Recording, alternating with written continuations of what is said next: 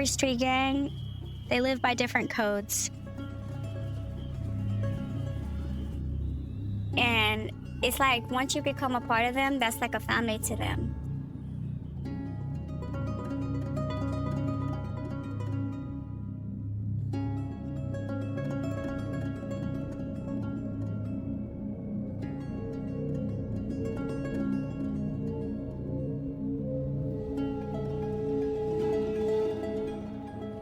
A lot of my uncles and cousins were affiliated with the Mexican mafia. That intrigued me growing up. Seeing people who were around that and affiliated with that, you know? It's like something they live by.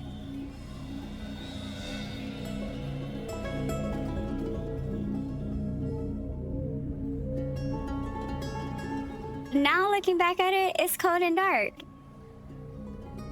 But when you're lost and lonely, you'll take anything you can, you know?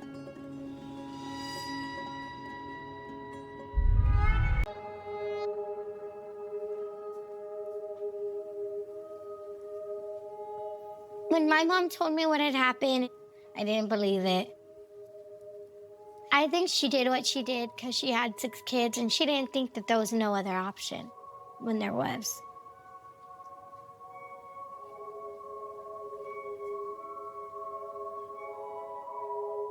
My mom, she's a strong woman, you know.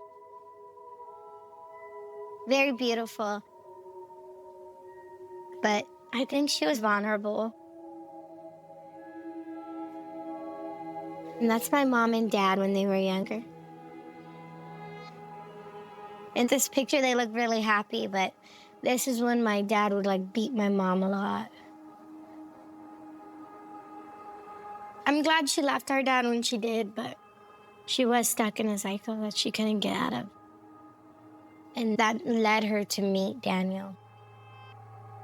I feel like if she wouldn't have met Daniel, she wouldn't be in jail for murder. That's for sure.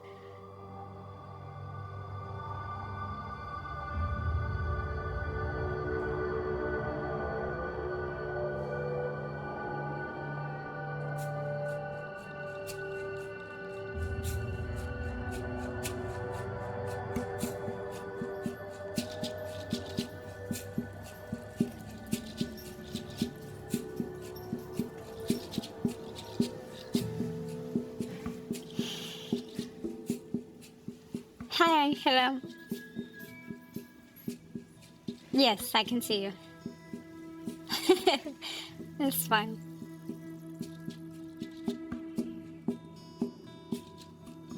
My name is Candy Dominguez. I'm incarcerated for murder, and I have a 30-year sentence.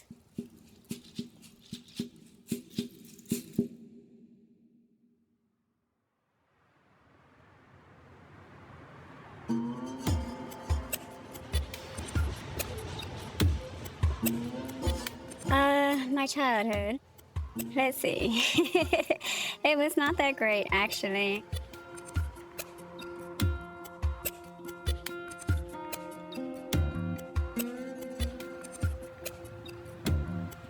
My father was a drug addict. He got addicted to heroin. My mother, she just looked out for partying. They would have parties in our backyard, and people would get drunk, and they would start arguing. Some people would stab each other, beat each other.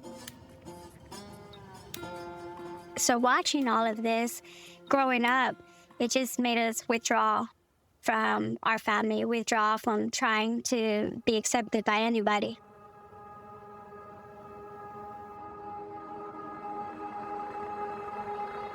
Me and my sister, we suffered sexual abuse.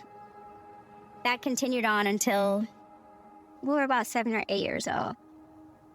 Once my parents separated, my sister, she was sent to live up north with my father. Got bounced around from household to household. I became like a nuisance to people. They didn't want to deal with me. So when I took to the streets, I was looking for acceptance.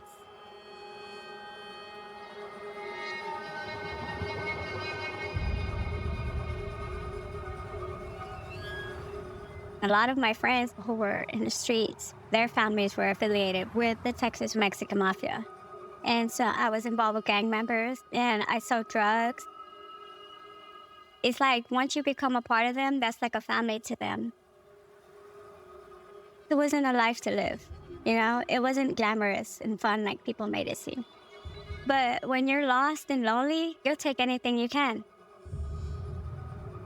We slept wherever we were that night. If not, we would go steal a car and park in a parking lot.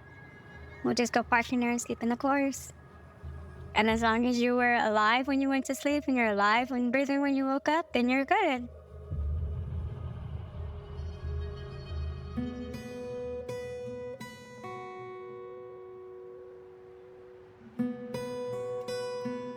When I had my first daughter, it was hard because I was a kid. My mother, she didn't want nothing to do with me. And everywhere I went to stay with, whether they were family or not, it's like these people didn't care. They'd give us a place to sleep on the floor, And they were collecting welfare benefits off of us and still not even trying to help us, really.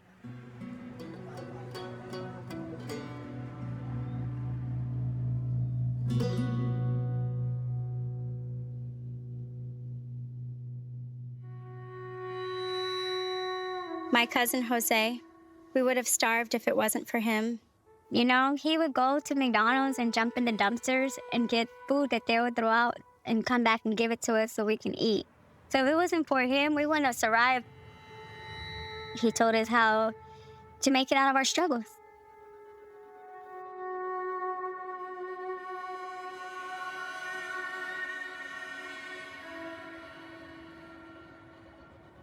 Eventually, once I started seeing the way he really was, I chose to keep my distance.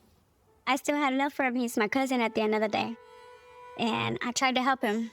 And I told him, hey, primo, that lifestyle ain't shit no more. That's not the way to live, And he's like, oh, primo, I'm trying, But not hard enough because he went right back to it.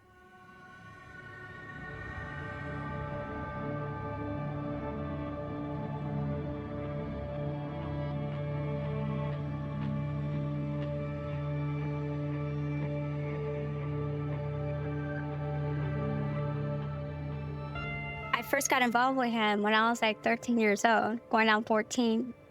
When I got with him, I just wanted to be settled in life. But it was a very dysfunctional relationship. He did a lot of drugs and he drank a whole lot. He cheated on me. He went back and forth with other women. He would physically beat me. He would verbally yell at me. Like, he was very emotionally abusive, But I actually stayed with him for 22 years.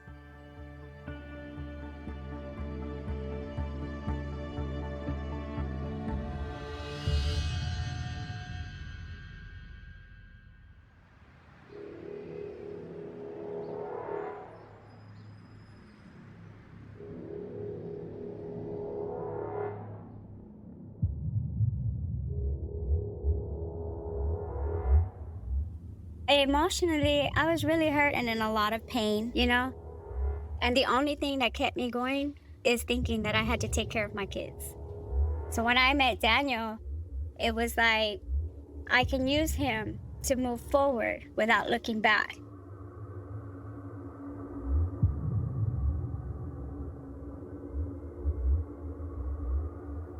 One of his cousins, she said, hey, Candy, I just want to tell you, be careful because he's real abusive when he's in a relationship. But I felt like he was the only thing I can depend on. And I wanted to see where it would go.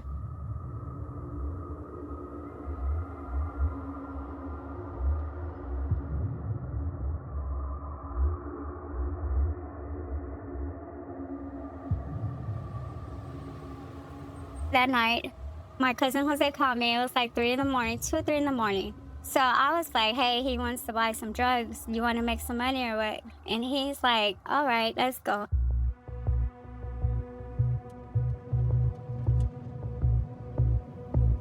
So we get there and my cousin does not have the money for these drugs. And Daniel started talking to him like they started arguing. Daniel got out of the truck. He walked to the back of it, and Jose told him, mano a mano, that's like hand on hand. And they started fighting, and Jose stabbed Daniel in the back.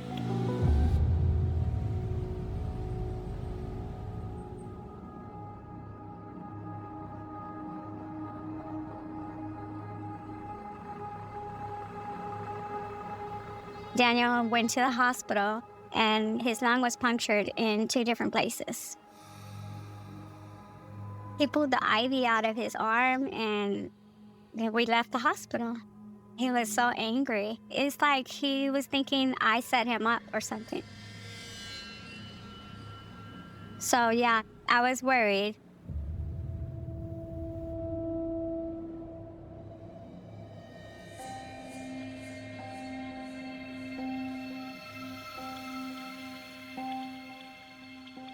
So 2 more days went by, and we were just at my house. My dad was in the front room watching TV. My little kids were in the bedroom. Daniel came back, and that's when he acted crazy.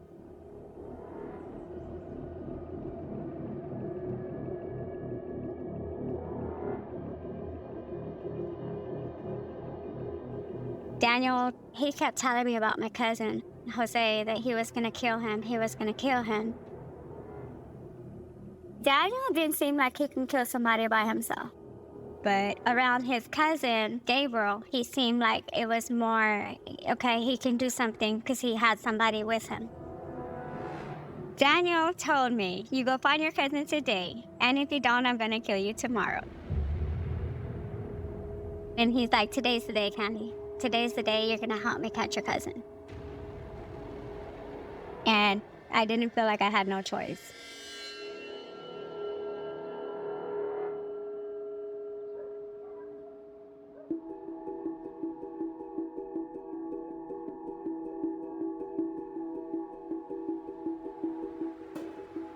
They sent Gabriel's girlfriend with me.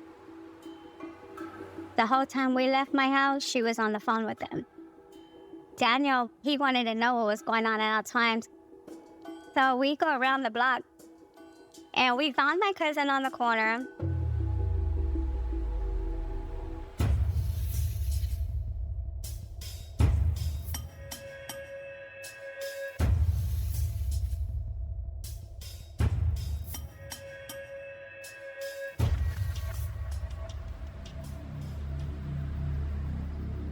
He agrees to go to my house. And we park in front of my house, and he gets out. And him and Sylvia went first. Jose walked into my back room, through the dining room, into the hallway. He went into my bedroom. And he was shocked when he seen Gabriel. And then Daniel came out of my kid's bedroom, and he had an aluminum bat. And he looked at my cousin, and he said, do you remember me? And my cousin looked at him and said, no, I've never seen you before. And he said, oh, I'm the one you stabbed.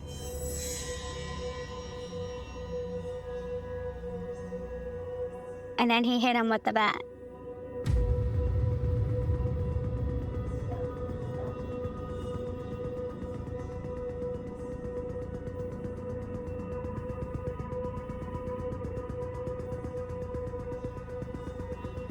I honestly think he should have died with the beating Daniel gave him. But my cousin was still fighting a whole lot. Like, he was not giving up his life that easy.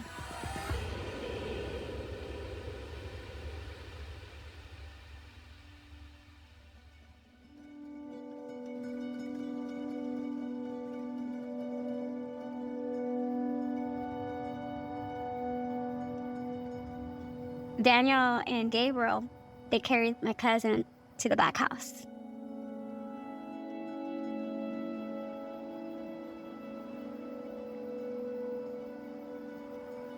I didn't think Daniel was gonna do anything more.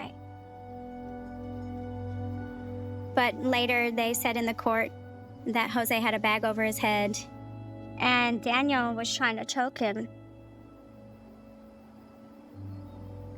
And the next day when I went to the back house, yeah, He was dead.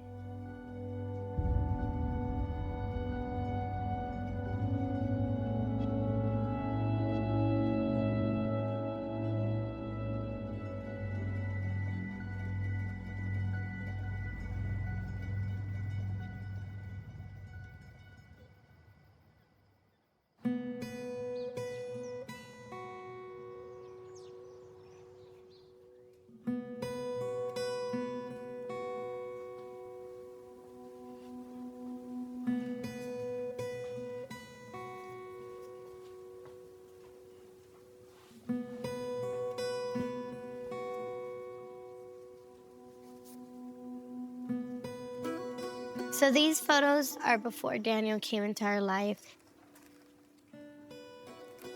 I don't like to look at these photos that much because pictures could be deceiving because, I mean, in some of them we looked really happy, but there was 1,000 things behind the photo, you know. I'm Brenda Gavan, and Jose Manchaca was my second cousin, and Candy Dominguez is my mother.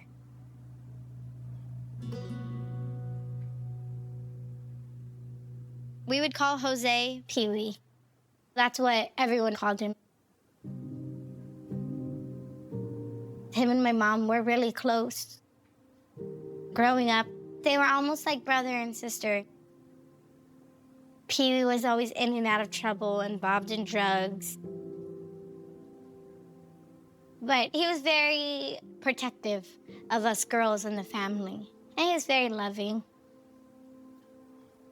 He did his best when he wasn't on drugs. Whenever Pee-wee was in a bind, my mom, she would help him as much as she could. They both valued family over everything. And my cousin trusted my mom. But then she met Daniel. With Daniel, I think she was trying to find happiness in a way that we couldn't give her happiness. But then things got even worse. When Daniel would come over and they'd go in the room, she'd come out and her eyes were like really glossy. So I think she was on drugs, but she put on this like, I don't care about anything, you know? I don't know, it's like she went numb when she was around Daniel. There were people coming to that house, so I think at one point he was running drugs through my mom's house. I had just turned 15, so it was like, it was scary. I didn't know what was gonna happen, but I knew the house was not safe. So I went to go live with my uncle. I do think she was scared of Daniel, but she had already let him in.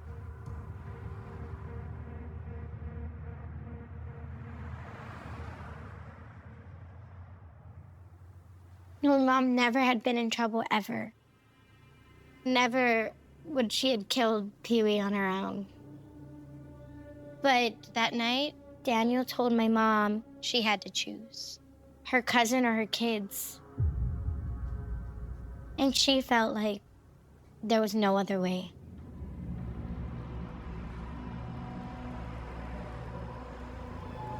Daniel had supposedly shown her 3 holes that he had dug up. They were supposed to be graves. And told her, like, this is where your kids are gonna be if you don't do what I say. And that's when everything was set in motion to what was gonna happen.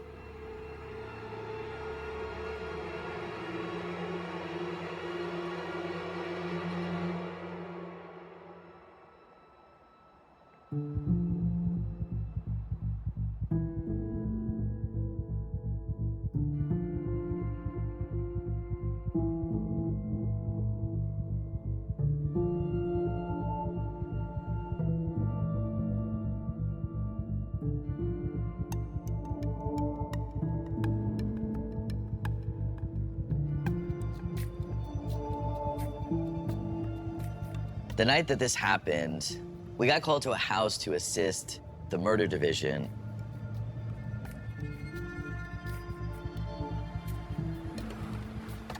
We pulled up, the door was open, and we just went in.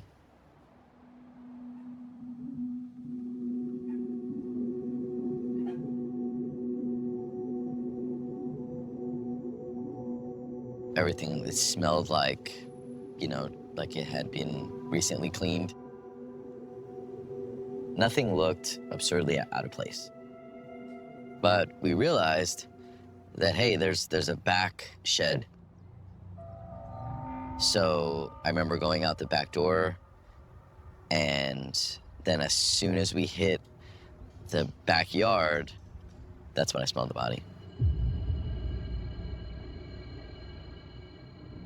We immediately gave each other a look and said, hey man, we gotta go fucking check that shed. So when we got the door open to the back, we saw a Tupperware bin. And as we get closer to the Tupperware bin, that's when the smell got stronger and stronger and stronger.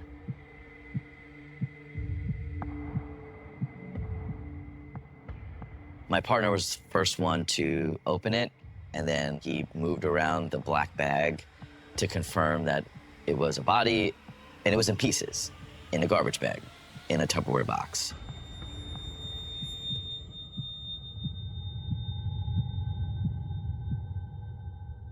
I mean, I could see the flesh, I could smell it. It was horrible because of just how gruesome and insane that scene was. And that is not something that people see every day.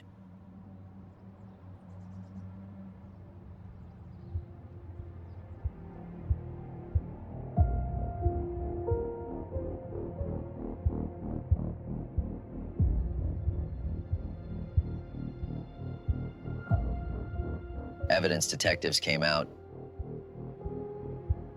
I didn't think that it could get worse than having human remains in a Tupperware box, but this was only the beginning.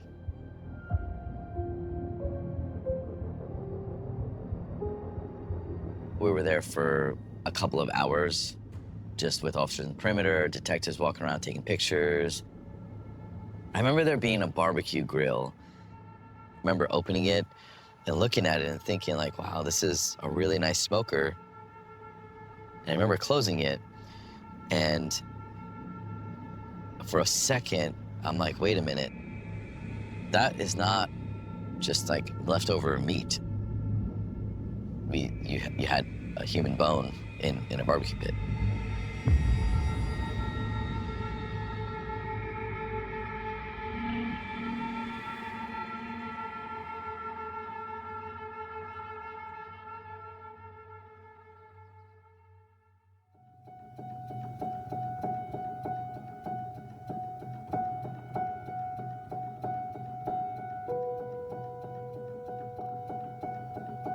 As a cop, you know, you see many, many horrible things, but I've never seen somebody purposely dismantle, you know, this human life, just disposed of in such a inhumane way.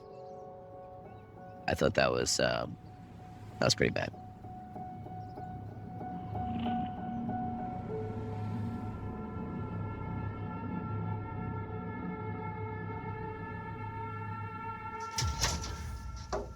All right, good morning. Yeah, just have a seat. All right, Candy. I mean, we have a body there at your house. I know what happened, okay? I need to understand why this happened.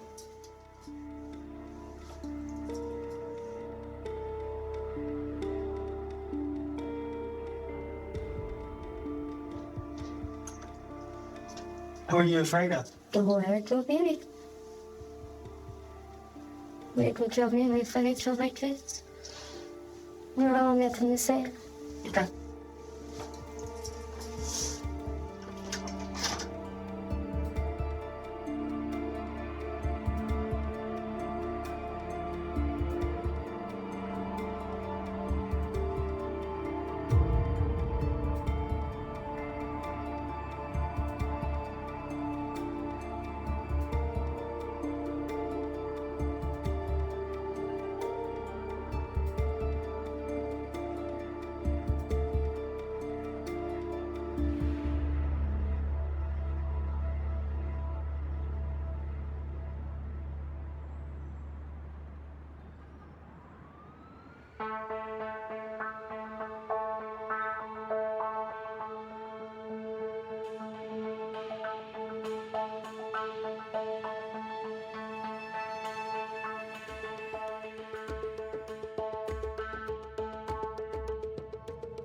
In San Antonio, this was a very big case at that time because the Texas Mexican Mafia is a feared gang in the city. And the brutality on this case was a total stamp of what they would do. They beat him with bats, they killed him, they dismembered him, they burned him up. My name is Anthony Rodriguez.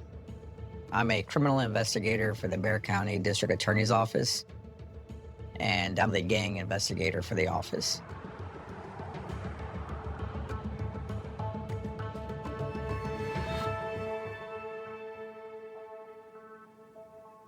The Texas Mexican Mafia has been rooted here since the 80s, and they operate off of the I-35 corridor, a highway which runs from Mexico all the way up to Canada. And that's a major route for drugs, for human trafficking. And because of that, they've actually declared San Antonio as their capital. And the primary actors in this case, the defendant and the victim, are both affiliated with the Texas Mexican Mafia.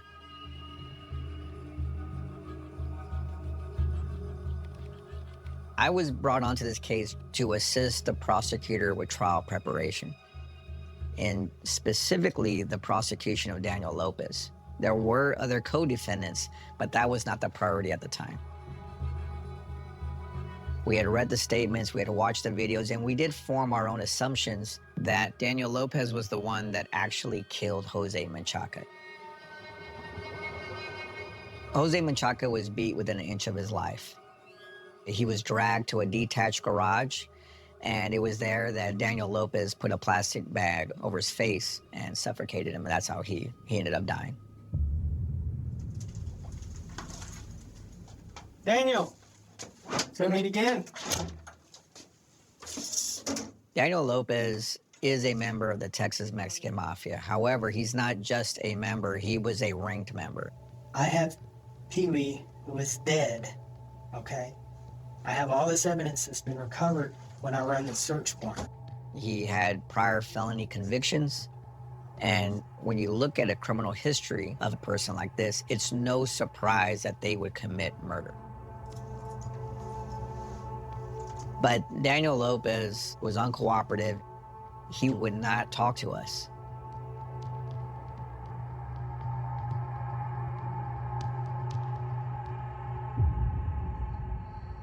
Kenny, this is kind of where we're at.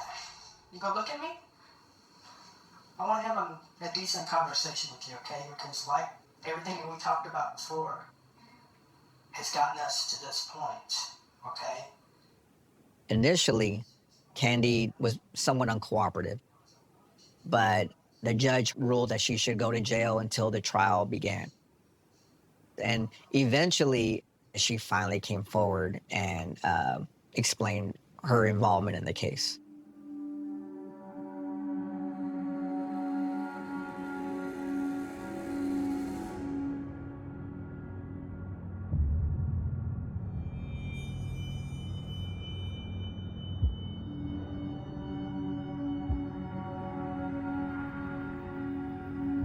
Candy Dominguez said that she was told by Daniel Lopez that if she said anything, if she went to the police, she would end up just like Jose Menchaca.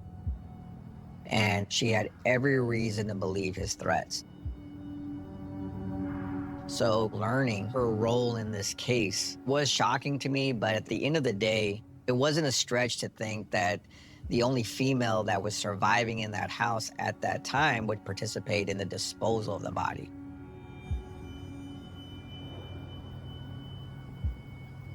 So you had Daniel Lopez, who killed Jose Menchaca.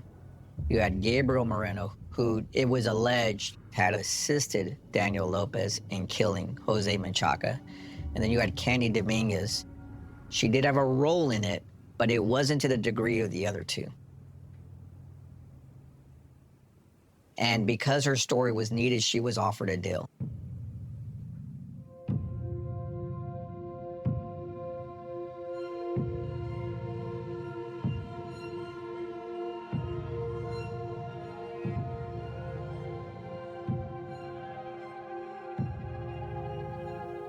The prosecutor made it very clear that Candy was party to this crime and she is looking at going to prison. But several people in our office felt that she likely acted in duress. And that's how I felt after I read the reports, after I watched the interview. I remember feeling this, this poor lady. She had no choice but to do it. Her kids are in the other room. This murder took place. His body's left at her house. She can't call the cops. She's afraid of what's going to happen. So she is forced to have to act.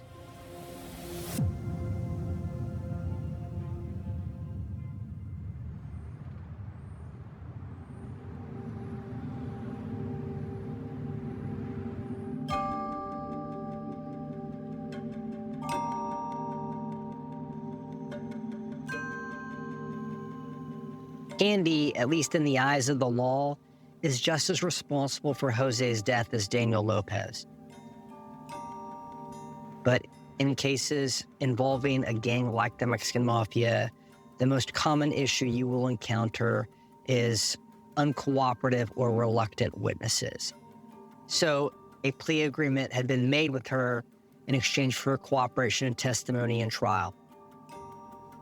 Candy Dominguez was a key player in this because of the fact that she is just so open and honest and how she talks about what happened to Jose Menchaca. My name's Joshua Summers. At the time that I got involved in this case, I was a prosecutor with the Major Crimes Unit. And that's how I became involved on the Daniel Lopez case.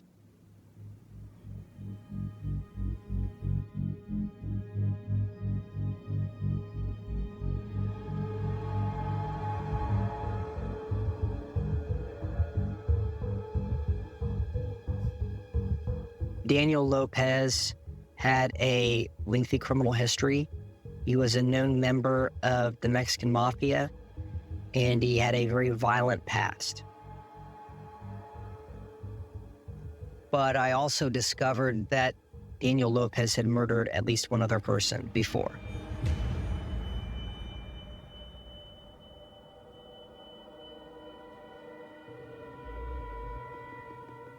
We learned that a woman named Dominique Hernandez had been reported as a missing person.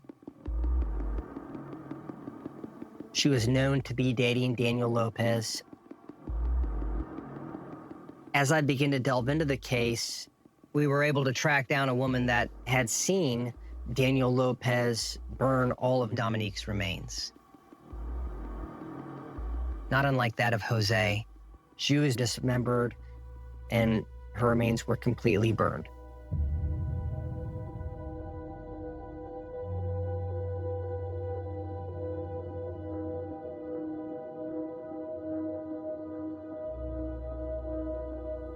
Ultimately, Daniel Lopez had not only murdered Jose Menchaca, but he had also murdered Dominique Hernandez. So when you talk about who Daniel Lopez was, when I say that he was evil, I don't use that word lightly. Daniel Lopez sits alone, flanked by numerous armed bailiffs and deputies, listening to testimony from multiple witnesses who say Lopez violently murdered and burned the remains of Jose Menchaca.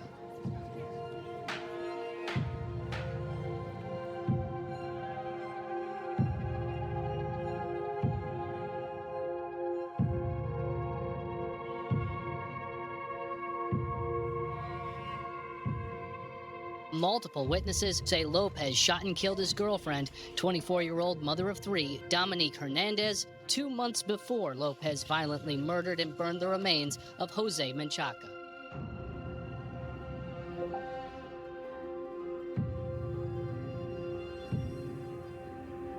Explaining to Dominique's family that there was not going to be a trial was definitely a hard thing to do, but we were at least able to tell the story of what happened in that punishment phase of the murder of Jose Menchaca to ensure that justice was done.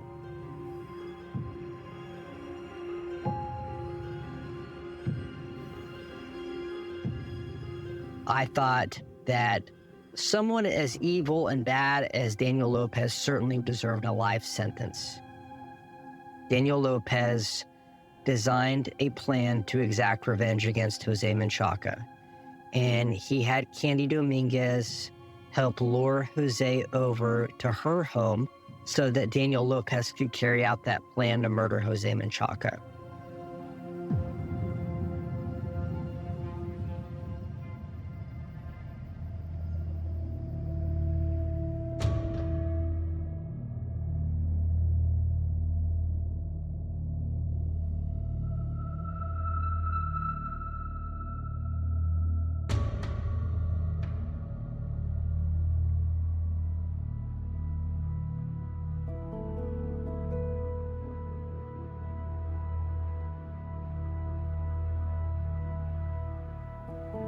Candy never tried to make excuses for what happened, never. She said, I'm taking responsibility for it. And you very rarely hear people who are charged say that.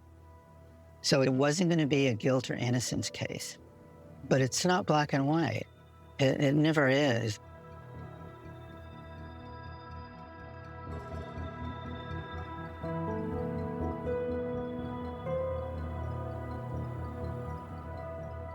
In Candy's case, it's more like what could have caused a person to be caught up in such an awful situation that they felt compelled to do these things? Did you have a choice? And if you did have a choice, what were your choices? What could happen if I don't do this? My impression of the relationship between Daniel and Candy was one of control. She was a perfect victim for him. She wanted somebody that was a bad boy, and she found him, and it was obvious to me that he just totally took over her.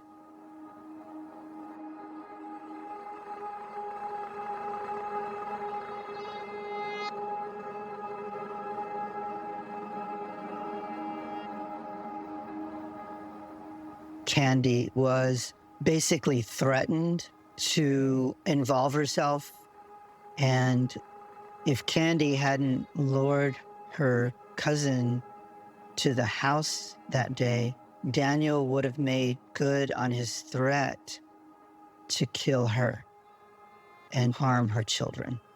So we felt that we would be able to convince the court that they should give her a more reasonable sentence, maybe 15 years. That's what our hope was. But I don't think the court was convinced.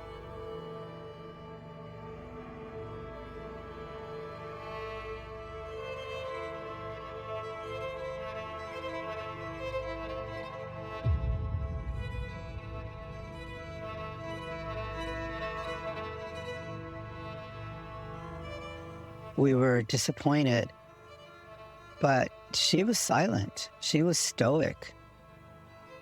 Her whole body language was a shutdown, was a silent figure in the courtroom.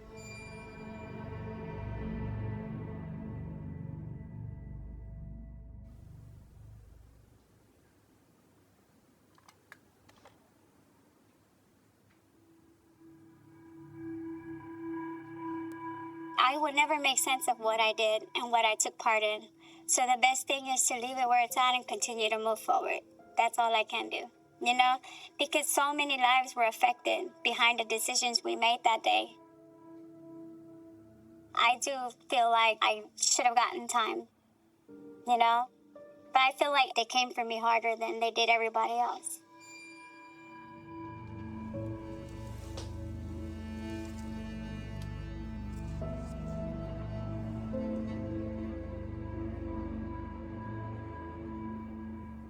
I was expecting her to lash out, to be aggrieved. But there was, I think, a raw acceptability. It should not have been the 30-year sentence because she went through all of the abuse at the beginning stages of her life. She was very much traumatized. She then met Daniel, and she winds up with a man in her life who takes her to the extreme. Involving herself with somebody with that type of background is only going to result in the kind of situation that she found herself in. He's somebody that you need to be afraid of.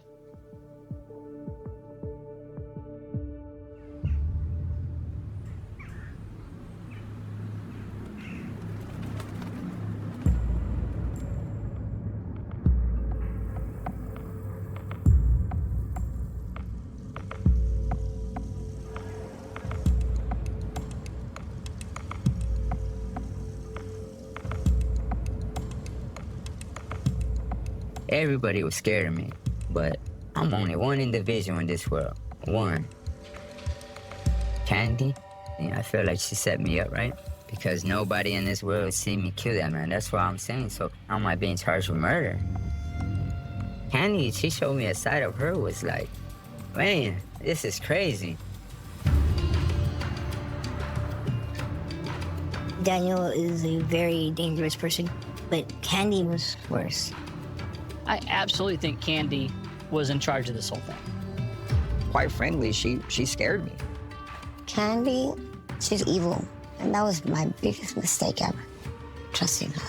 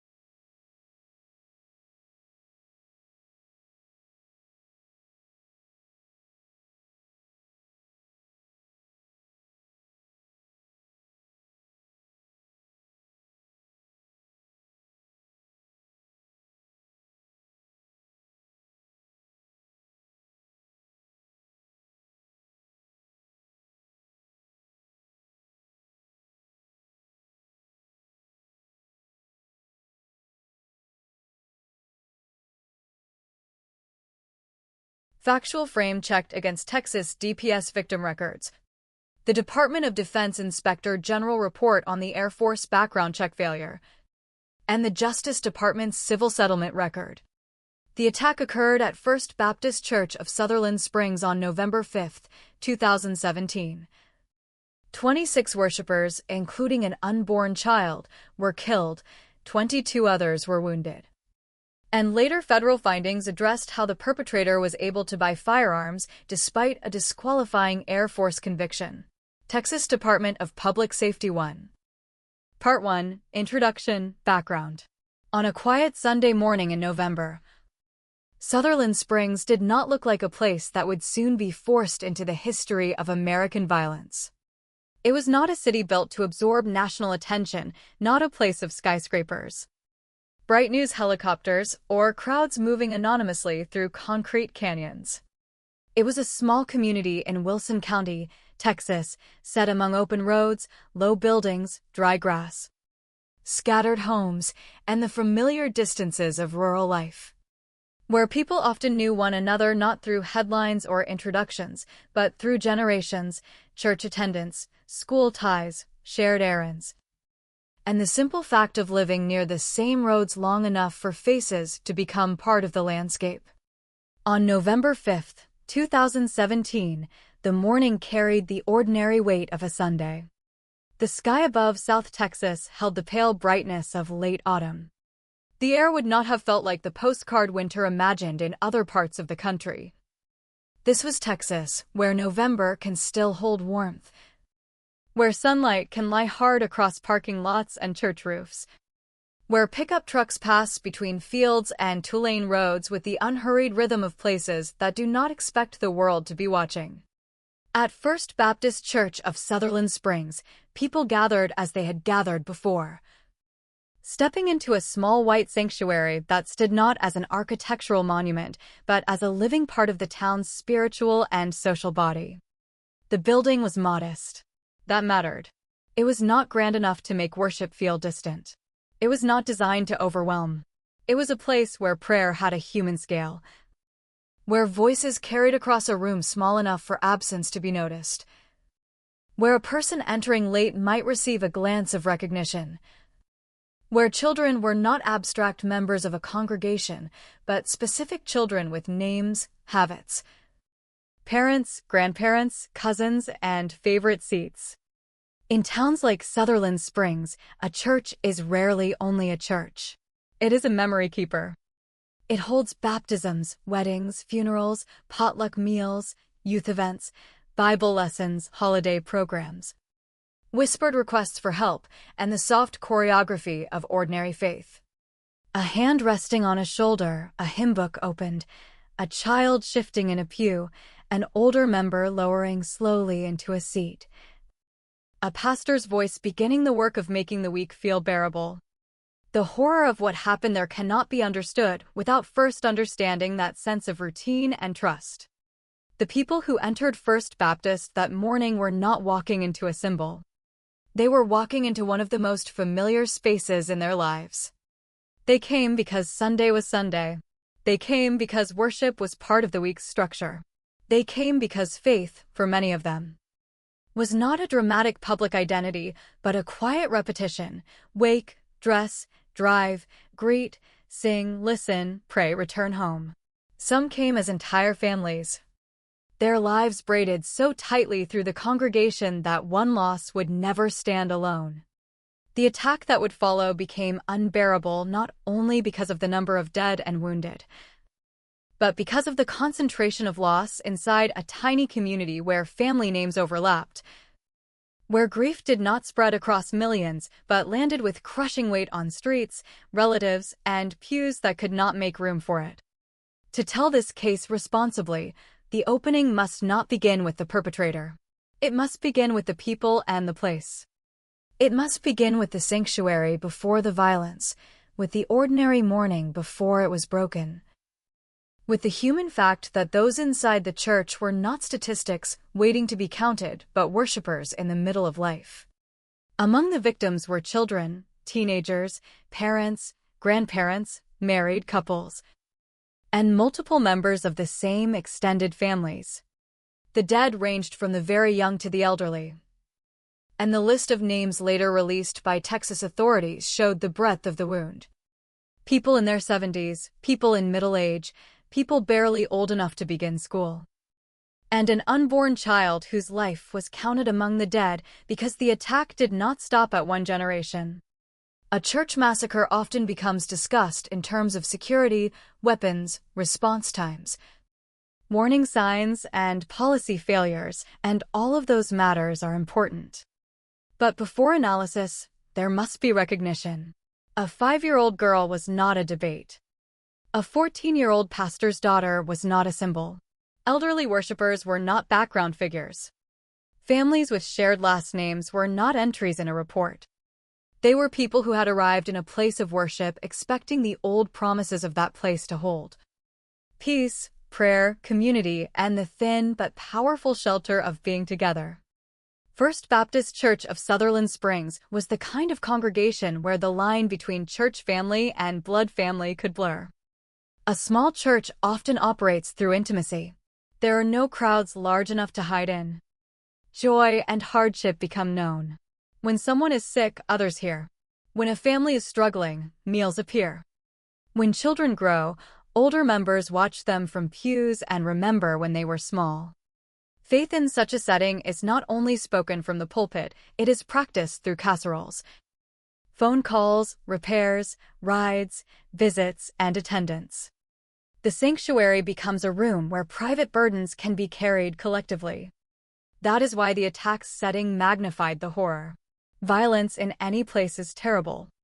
But violence inside a church during Sunday service carries a deeper violation because it strikes at a ritual of trust. Worshippers sit facing forward. They listen. They close their eyes. They allow themselves, for a short time, to be unguarded. A church service asks people to lower the armor they wear during the rest of the week. It asks them to believe that, inside those walls, vulnerability is not foolish. On November 5th, that vulnerability was betrayed. The story's background also stretches beyond Sutherland Springs into the life of the man who carried the violence there, but even that must be handled carefully. The perpetrator, Devin Patrick Kelly, should not be given the dark glamour that mass violence too often creates around attackers.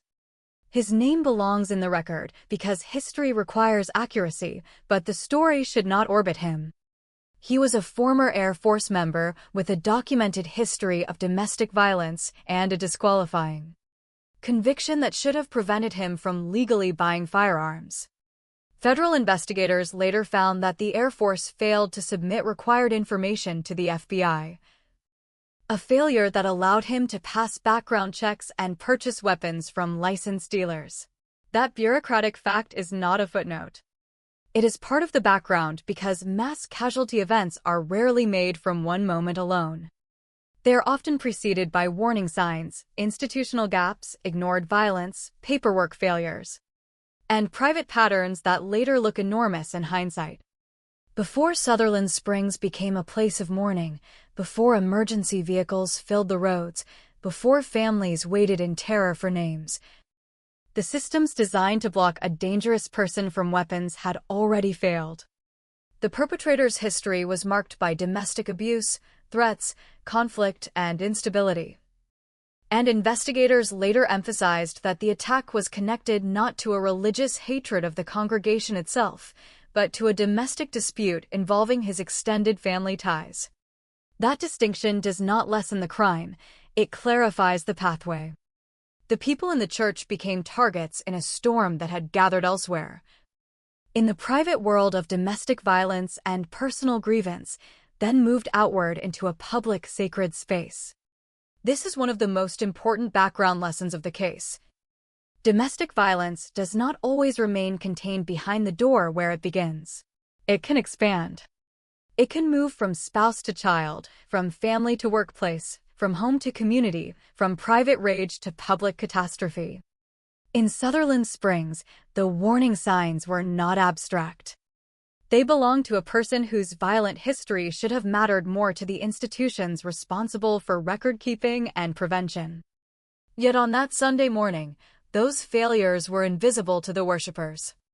They did not enter church thinking of federal databases, court-martial records, background checks, domestic violence risk, or national patterns of mass attacks.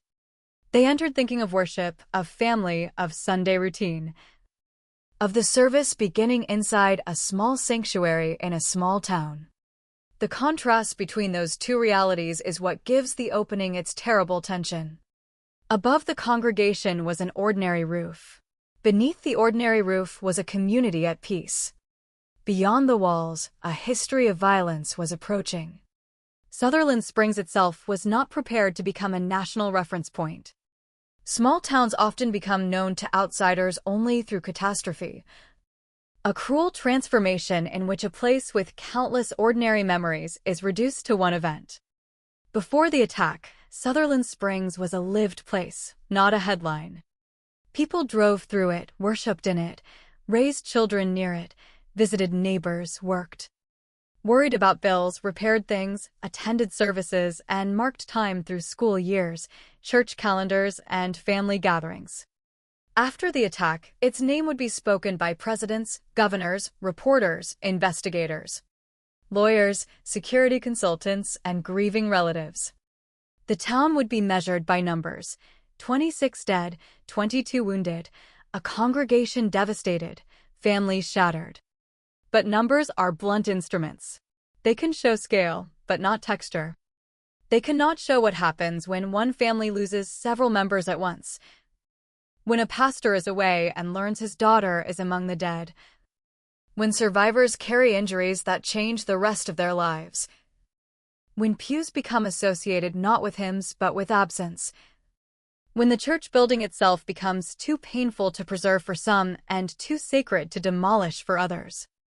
The later debate over the physical church building, which became a memorial and was eventually the subject of painful decisions about demolition, reveals how long the consequences of such a massacre continue.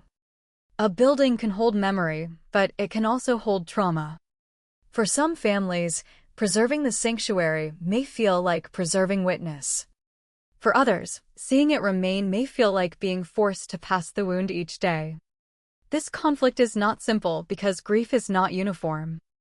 Communities often speak of healing as if it were a shared road, but after mass violence, survivors and families may walk in different directions while carrying the same loss. The background of the Sutherland Springs murders, therefore, includes not only the minutes of the attack, but the years of mourning that followed and the question of what a community is supposed to do with a place where prayer and death became inseparable. Sunday services are built from predictable sounds. A door opening, shoes on the floor, low greetings, pages turning, a child whispering and being gently quieted, a piano or recorded music, the pastor or visiting preacher preparing to speak. In a small sanctuary, each sound is near. There is no distance between the front and the back that can turn people into strangers. The congregation that morning included relatives gathered under the same roof. And this is why the casualties cut so deeply into family structures. The Holcomb family, for example, suffered an almost unimaginable concentration of loss, with multiple relatives killed, including an unborn child. Other families, too, were struck across generations. When a massacre takes one person from a family, the grief is already vast. When it takes many, grief becomes architectural. It changes the structure of reunions, holidays, seating arrangements, photographs, names called aloud, and stories told to children who will grow up knowing people through absence. The Sutherland Springs attack was not only an assault on individuals. It was an assault on family continuity. A family tree did not lose one branch. In some cases, whole clusters were torn away. In a town of such small scale, those losses did not remain private. The entire community had to live among the empty spaces. The victims' names, ages, and relationships became part of the public record. But public records cannot fully translate the human weight of a town where almost everyone either lost someone, knew someone who had, or was connected by church, school, work, or kinship to the dead and wounded. That is why the setting must be described slowly. The horror was magnified by intimacy. A large city can absorb tragedy into its size, though never into the hearts directly wounded. A tiny community cannot absorb it in the same way. The loss remains visible everywhere. It passes in the grocery aisle. It appears in church attendance. It changes local conversations. It marks anniversaries with a heaviness people do not need to explain to one another. It divides time into before and after. Before, First Baptist was a church. After, it was also a crime scene, a memorial, a legal fact, a national wound, and a place where grief had to decide whether it could still kneel.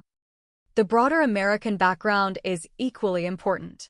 By 2017, the United States was living through an era in which mass shootings had become a recurring national trauma. Schools, movie theaters, nightclubs, workplaces, concerts, and houses of worship had all been touched by gun violence.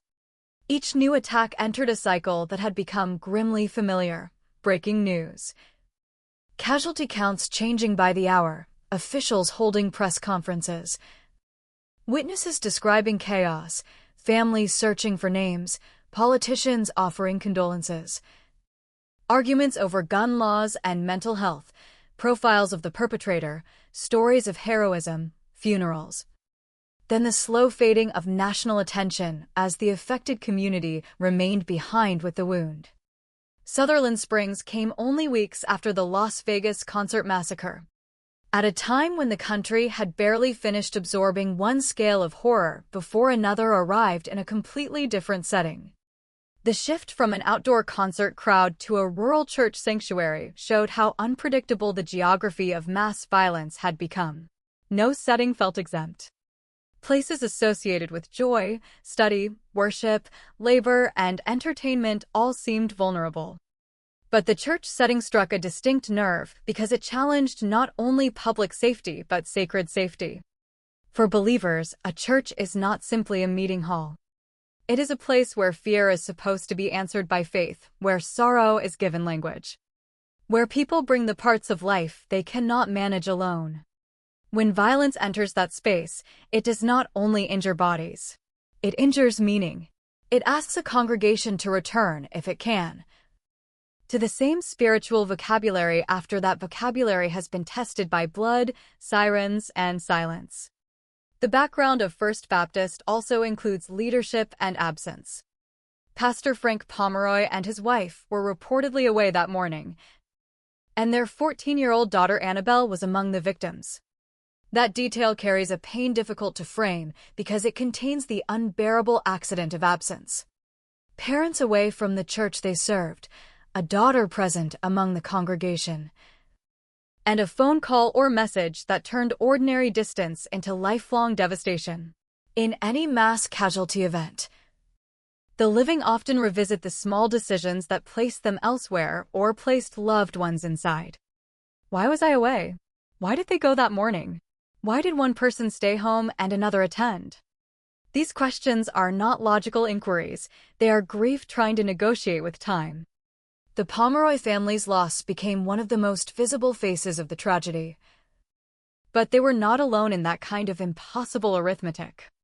Many families face the same cruel randomness of attendance, timing, seating, and survival. Some people lived because they were not there. Some were injured and survived with permanent physical and emotional scars. Some died in the room where they had expected to worship. The community's mourning had to include all of these categories: the dead, the wounded, the witnesses, the absent survivors, the first responders, the relatives, and the town itself. First responders in rural areas face a different landscape from those in large cities. The distance between emergency resources can be longer. Local responders may know the victims. The line between professional duty and personal grief can blur instantly. In a small community, the person arriving to help may recognize a vehicle, a face, a family name, a child.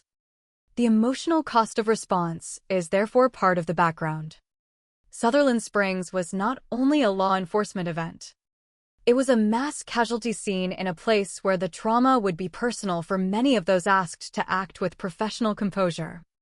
Helicopters, ambulances, patrol vehicles, and medical teams became part of the scene, but before the machinery of response arrived, there was the human shock of neighbors and survivors trying to understand what had happened in a building where they had expected hymns. The story of armed civilians confronting and pursuing the perpetrator would later become central to public discussion, especially in debates over guns and self-defense. But that belongs more fully to the later parts of the script.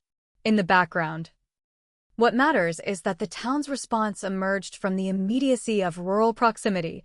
People nearby heard, saw, reacted, and moved. In small towns, distance is measured not only in miles, but in relationships.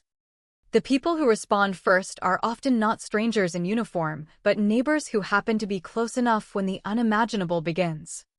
The legal and institutional background continued long after the funerals. Federal findings later made clear that the perpetrator's Air Force conviction should have been entered into databases used for firearm background checks. The failure to submit that information was not a minor clerical issue in hindsight. It became a central part of the national reckoning over preventable risk. Civil litigation followed, and the Justice Department later reached a settlement in principle with victims and families. Money cannot repair a sanctuary full of loss, but legal accountability can establish that the harm did not begin only when the first shots were fired. It can acknowledge that systems meant to protect the public failed before the morning of November 5th. That acknowledgement matters because families often need more than sympathy. They need the record to say where responsibility lay. They need the public to understand that their loved ones were not taken by a random lightning strike beyond all prevention.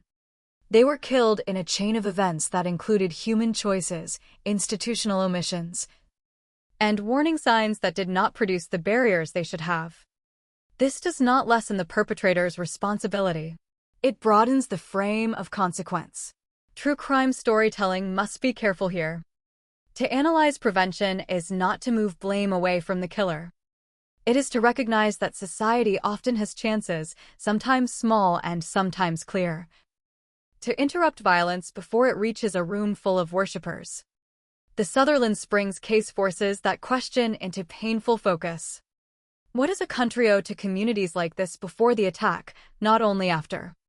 What does it owe to victims whose names become known only because prevention failed? The psychological background of the perpetrator's violence is rooted in control, grievance, and domestic abuse, patterns that experts increasingly recognize as connected to broader public violence. Many mass attacks do not begin with public ideology. They begin with private entitlement, rage, and a history of harming intimate partners or family members. The movement from domestic violence to mass violence is not automatic, but it is significant enough that threat assessment professionals study it closely. In Sutherland Springs, the attack's motive has been described in connection with a domestic dispute and the perpetrator's anger toward family members associated with the church. That means the sanctuary became the place where private grievance expanded into collective punishment. The people inside were not combatants in his personal conflict. They were worshippers. Some may have known parts of the family network. Others may have simply been present. The randomness and specificity existed together. The church mattered because of the perpetrator's connection, but the victims suffered because they were inside a space he chose to attack. This is part of what makes the crime so morally stark. The congregation became a substitute target for a man whose violence had already been visible in earlier parts of his life. The tragedy was not born in an instant. It arrived with history behind it. To open this case with dignity, the script must also resist the language of spectacle. Words like massacre describe scale, but they must not become theatrical decoration. The violence was real, but the purpose here is not to linger on wounds or terror. It is to show how a small town's ordinary Sunday was ruptured, how a faith community became a national symbol against its will, and how the victims' lives should be remembered before the crime scene overtakes them. Each person inside the church had a morning before the attack. Someone chose clothes. Someone rode with family. Someone may have been thinking about lunch after service. Someone may have been tired. Someone may have been comforted by the routine of attendance. Children may have shifted in their seats, waiting for the service to end. Older members may have settled into familiar places with the ease of repetition. These details are not decorative. They are the evidence of humanity. They remind us that mass casualty events steal ordinary futures, not abstract numbers. After November 5th, the congregation's story would be told through loss, but before that morning, it was told through attendance, service, faith, kinship, and the quiet labor of maintaining a small church. The building itself stood as a vessel for that life. After the attack, it would become difficult to look at it without seeing death. Before the attack, it was a place where people belonged. The first part of this story ends just before the moment the sanctuary changed forever. The roads into Sutherland Springs still appear calm. The church still holds the voices of the congregation. Families are still whole in ways they will not be by afternoon. The pastor's daughter is still alive. The children inside are still children, not names on a list. The elderly worshippers are still seated within the routines of faith. The Holcomb family and others are still gathered within the fragile continuity of generations. Outside that room, however, the forces that will destroy the morning are already moving.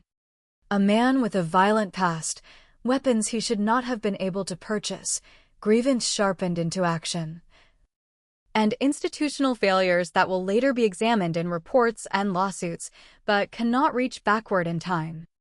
The tragedy of Sutherland Springs lies in that collision between peace and approach. A small church, a Sunday service, a rural town, a community of prayer, and a chain of violence moving toward them through the open Texas morning. When the story continues, the ordinary sounds of worship will be replaced by chaos, courage, injury, pursuit, sirens, and grief. But before that, there must be this final moment of stillness, because the stillness is what was taken. First Baptist Church of Sutherland Springs was not famous. Its worshipers were not seeking history. They were not characters in a national debate. They were people gathered in faith, enclosed for a little while by walls they trusted. In a town that knew them, under a sky that gave no warning. That is where the case begins, not with the attacker's arrival, but with the fragile holiness of an ordinary morning. And with the knowledge that ordinary mornings are often the very thing violence destroys most completely. Part 2 continues from verified public records. The attack occurred during Sunday service at First Baptist Church of Sutherland Springs on November 5, 2017. 26 worshipers, including an unborn child, were killed and 22 were wounded. And federal findings later confirmed that the perpetrator had a disqualifying Air Force conviction that should have prevented firearm purchases through proper background check reporting. Texas Department of Public Safety 1. Part 2. Victims' testimony, the incident, crime scene, and initial clues. The testimony of the victims at First Baptist Church of Sutherland Springs did not come first. Through statements given in quiet interview rooms. It came through absence, through interrupted hymns, through empty seats that had held whole families only minutes earlier, through bullet-scarred walls, through the stunned faces of survivors, through shoes left where people had fallen or fled, through phones ringing unanswered, through the sudden transformation of a sanctuary into a place investigators had to approach with the discipline of a crime scene and the reverence of a grave. A church service is built around the human voice. People gather to hear scripture, prayer, music, teaching, and the soft, ordinary sounds of community settling into itself. On November 5, 2017, that voice was violently broken. The congregation had come together in the late morning, as small congregations do, with the familiarity of people who do not need to explain why they are there. Some were seated with relatives. Some were children among adults who had known them since infancy. Some were older members whose presence in the pews had the weight of habit and devotion. It was a Sunday service in a rural Texas church. And that simplicity is essential because the crime did not begin in a battlefield or a public square crowded with strangers. It began in a room where people had lowered their guard because worship asks for that lowering. Heads turned toward the front. Hands rest still. Bodies become quiet enough to listen. The congregation had entered a space associated with prayer, routine, and shared trust. And the attack began by destroying those conditions before anyone inside could fully understand what was happening. The perpetrator approached the church armed and prepared for violence. But to dwell on him as spectacle would be to repeat one of the worst habits of mass violence storytelling. What matters in this section is not the dark mythology of the attacker, but the experience of those inside and the evidence left behind after the violence moved through the building. The first shots shattered the boundary between outside and inside. Witness accounts and official summaries have described the gunman firing outside the church before entering the sanctuary. A sequence that meant the attack announced itself first as sound, impact, and confusion. In a rural church, a sudden sharp noise might at first be misunderstood for a vehicle backfiring, a dropped object, a noise from the road. Something the mind tries to place into ordinary categories because ordinary life resists recognizing catastrophe. But the body learns quickly when sound is not ordinary. The attack moved from noise into terror, from interruption into recognition. People inside the sanctuary were confronted with a violence so fast and overwhelming that the human mind could barely keep pace. Some dropped low. Some tried to shield others. Some were trapped by the geometry of the room. Pews that had been arranged for worship now becoming obstacles, cover, and confinement. In churches, pews are made for gathering, not escape. They line people together in rows, often with narrow paths between them, a design meant for order, not survival. That design became part of the scene. People who had been facing forward were suddenly forced into impossible choices in seconds. Protect a child. Move toward a door. Stay down. Reach for someone. Pray. Call for help. Freeze. In the aftermath of mass violence, survivors often remember fragments rather than full sequences. A sound, a face, a smell, a hand, light through a window, the feeling of the floor, the weight of someone beside them. The impossible effort to understand whether the danger is ending or beginning again. The victim's testimony lives in those fragments. It is the body remembering what language cannot comfortably hold. The congregation included many children, and this fact gives the incident its deepest moral injury. Children in church often bring a kind of restless innocence into the room. They whisper, fidget, lean against parents, look around, grow bored, ask silent questions with their eyes, and wait for the service to finish, because the adult world of sermons and announcements can feel long to them. On that morning, some of those children were killed. Others were wounded. Others survived inside a memory that no child should have to carry.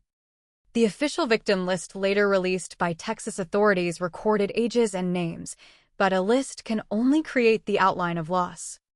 It cannot show the sudden end of a child's future. It cannot show the parent who had dressed a child for church that morning, perhaps buttoning clothing or smoothing hair, never imagining that those small acts of care were part of a final mourning. It cannot show siblings separated by survival.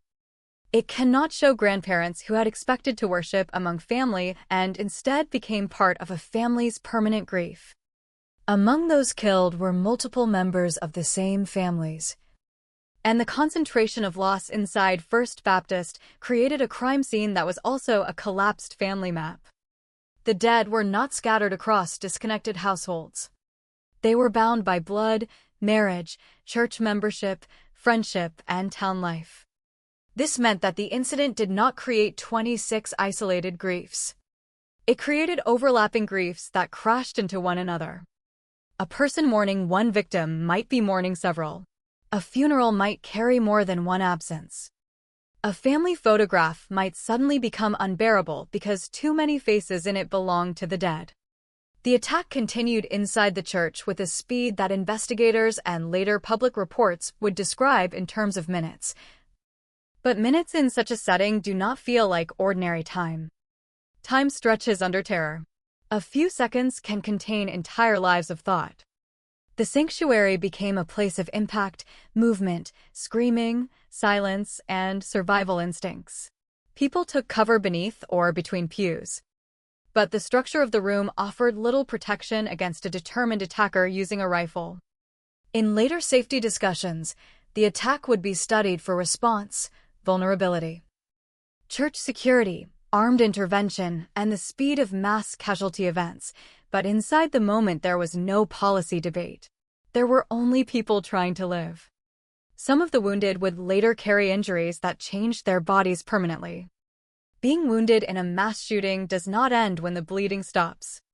It can mean surgeries, paralysis, chronic pain, fear of crowds, fear of sudden sounds, nightmares, survivor's guilt, and the complicated burden of being counted among the living while so many others are not. The wounded are often mentioned after the dead, as if injury occupies a smaller moral category. But for many survivors, the attack becomes a lifelong sentence. 22 people were wounded, according to later official accounts, and each wound had a family around it. An injured person is not only a patient. They are someone's parent, child, spouse, friend, neighbor, church member. When they are carried or flown to hospitals, the fear travels with them. Relatives wait without full information. doctors and nurses receive bodies shaped by violence. Names are checked, rechecked, misheard, corrected. The scale of the incident exceeds the church and enters emergency rooms, police radios, family phones, and the roads between Sutherland Springs and San Antonio. The incident inside the church did not remain inside the church. It spread instantly through systems of care and panic. Outside, the attack drew the attention of neighbors, including Stephen Williford, who lived nearby and responded with his own rifle after his daughter alerted him to the shooting. Williford confronted the gunman as he emerged from the church area, wounding him, and the attacker fled in a vehicle. Johnny Langendorf, another civilian who happened to be nearby, joined Williford in pursuing the fleeing gunman. This part of the incident later became central to public discussion because it introduced questions of armed defense, civilian intervention, and the chaotic moments after a mass shooting. But before it became an argument, it was a desperate response by people close enough to hear or understand that something monstrous was happening. The chase moved away from the church, carrying the violence down Texas roads while the sanctuary remained behind with the dead and wounded. The perpetrator eventually crashed and was found dead from a self-inflicted gunshot wound, according to public investigative accounts. That ending prevented a criminal trial, prevented a confession tested in court, and left many questions to be answered through evidence rather than testimony from the killer. His death meant that the community would never see him sit before a judge, never hear a plea, never watch prosecutors lay out the full sequence in a courtroom designed for accountability. The law could investigate, but it could not prosecute a dead defendant. For survivors and families, that absence mattered. There would be no cross-examination of motive from the person responsible, no formal sentence, no moment when the state pronounced punishment. The crime scene, therefore, had to become the main witness. The first law enforcement and emergency personnel arriving at First Baptist faced a scene that demanded speed and care at the same time. In an active or recently active shooting, the first priority is to stop the threat and save the living. But once the threat is gone, the space must become preserved evidence. That transition is emotionally brutal in a church filled with casualties. Responders must move quickly among people who may still be alive, stepping through a sanctuary built for worship, but now filled with broken glass, blood, spent casings, damaged wood, torn clothing, phones, Bibles, and personal belongings. They must listen for breathing, check pulses, call for medical transport, guide survivors out, secure the building, and begin the mental work of separating the dead from the wounded. They must do this in a room that may contain children. The human mind is not designed for such tasks, yet emergency work requires them. The crime scene at First Baptist was not only a location where a law had been violated. It was a place where rescuers were forced to make rapid decisions about life and death under conditions of overwhelming sensory and emotional pressure. The initial clues were everywhere and terrible in their clarity. The type of weapon used, the number of rounds fired, the direction of fire, the entry sequence. The attacker's clothing and gear, the exterior shots, the interior movement, the victim's positions. The spent shell casings, the damage to pews and walls. The timeline between the first reports and the end of the chase. The perpetrator's prior communications and domestic connection to the church, and the firearm purchase history all became part of the investigative structure. Unlike some murders where investigators must search for the identity of the attacker, the Sutherland Springs case quickly identified the gunman.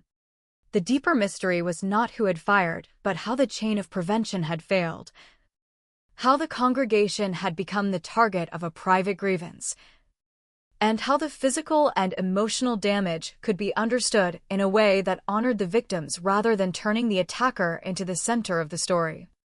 The first clue to motive lay outside the sanctuary, in the perpetrator's relationship to his estranged domestic world and his anger toward people connected to the church. Public reports indicated that his mother-in-law attended First Baptist, though she was not present during the attack, and that threatening messages had preceded the massacre. This detail reshaped the crime from random anti-religious violence into something rooted in domestic conflict and grievance. That distinction is not comfort. It does not make the church less innocent or the deaths less devastating. It reveals that the attack was an expansion of a personal pattern, a private rage made public through mass murder. Domestic violence experts have long warned that abuse is not only a household issue, it is a public safety issue. A person who believes he is entitled to control, punish, threaten, or harm intimate partners and family members may also be capable of widening that violence when control slips away.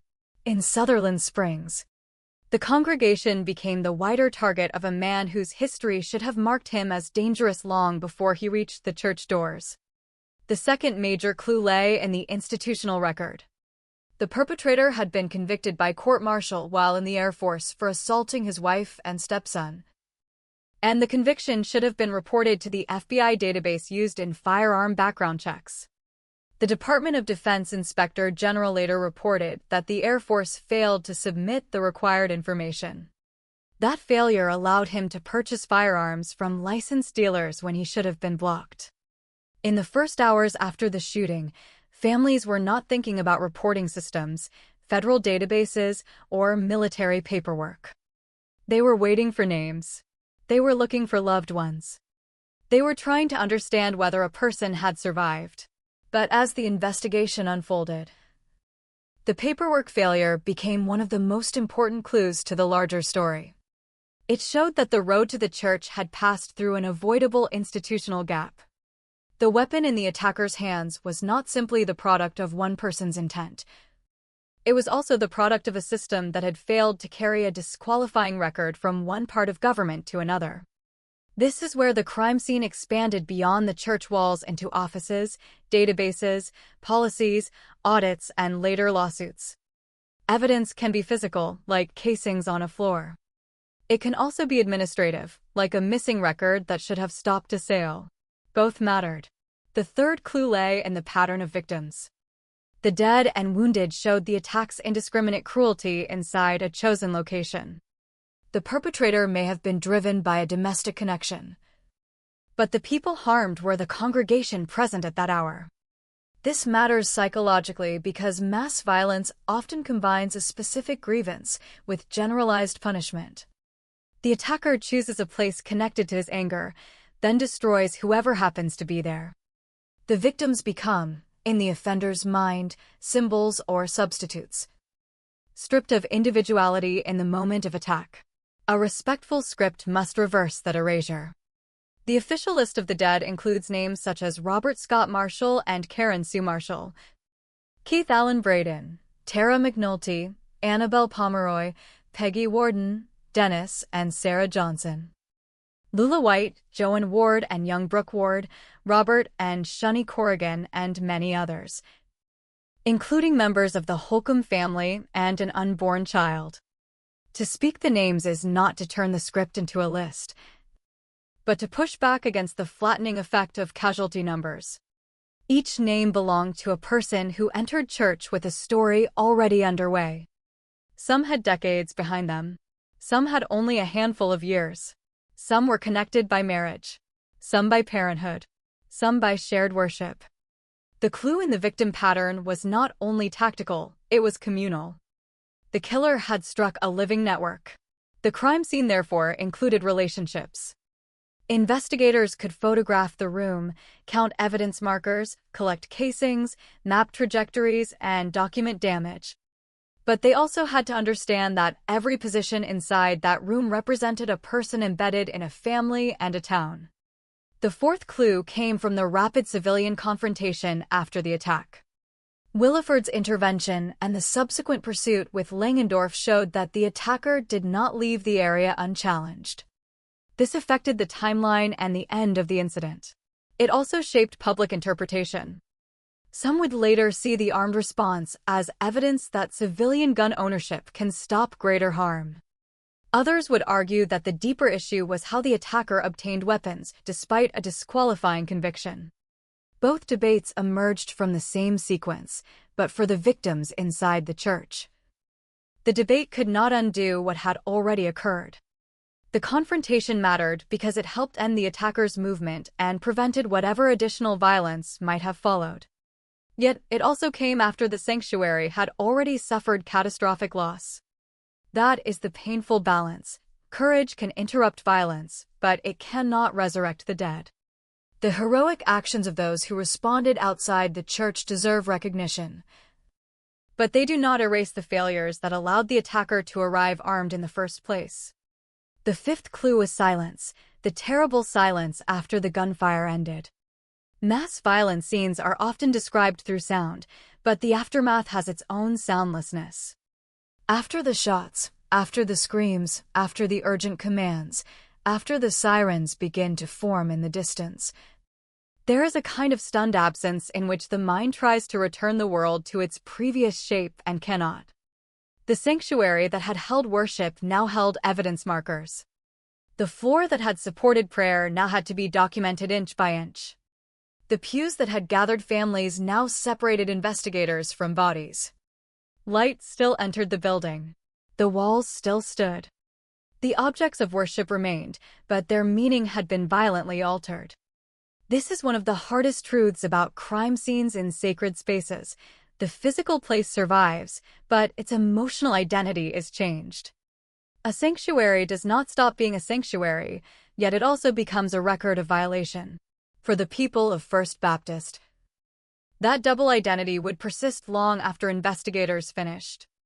The church building became a memorial, a place of pilgrimage, grief, disagreement, and eventually painful decisions about preservation and demolition.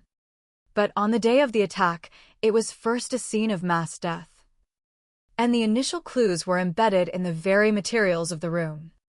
Investigators would have had to reconstruct movement inside and outside the church, establish the timeline, confirm the shooter's identity, trace the weapons, document victim locations, interview survivors, collect digital evidence, examine the perpetrator's communications, and coordinate with local, state, and federal agencies. The scale of the event required layered investigation. The Texas Rangers, local law enforcement, federal authorities, medical examiners, forensic personnel, and emergency management all became part of the response. In a mass casualty attack, the investigation must answer several questions at once. Who attacked? How they attacked, what weapons were used, how the weapons were obtained. Whether anyone else assisted, what motive drove the attack, whether warning signs were missed. How the response unfolded, and what failures or protections shaped the outcome. The first day provides the raw material for all those answers, but the first day is also chaotic. Names must be confirmed before release.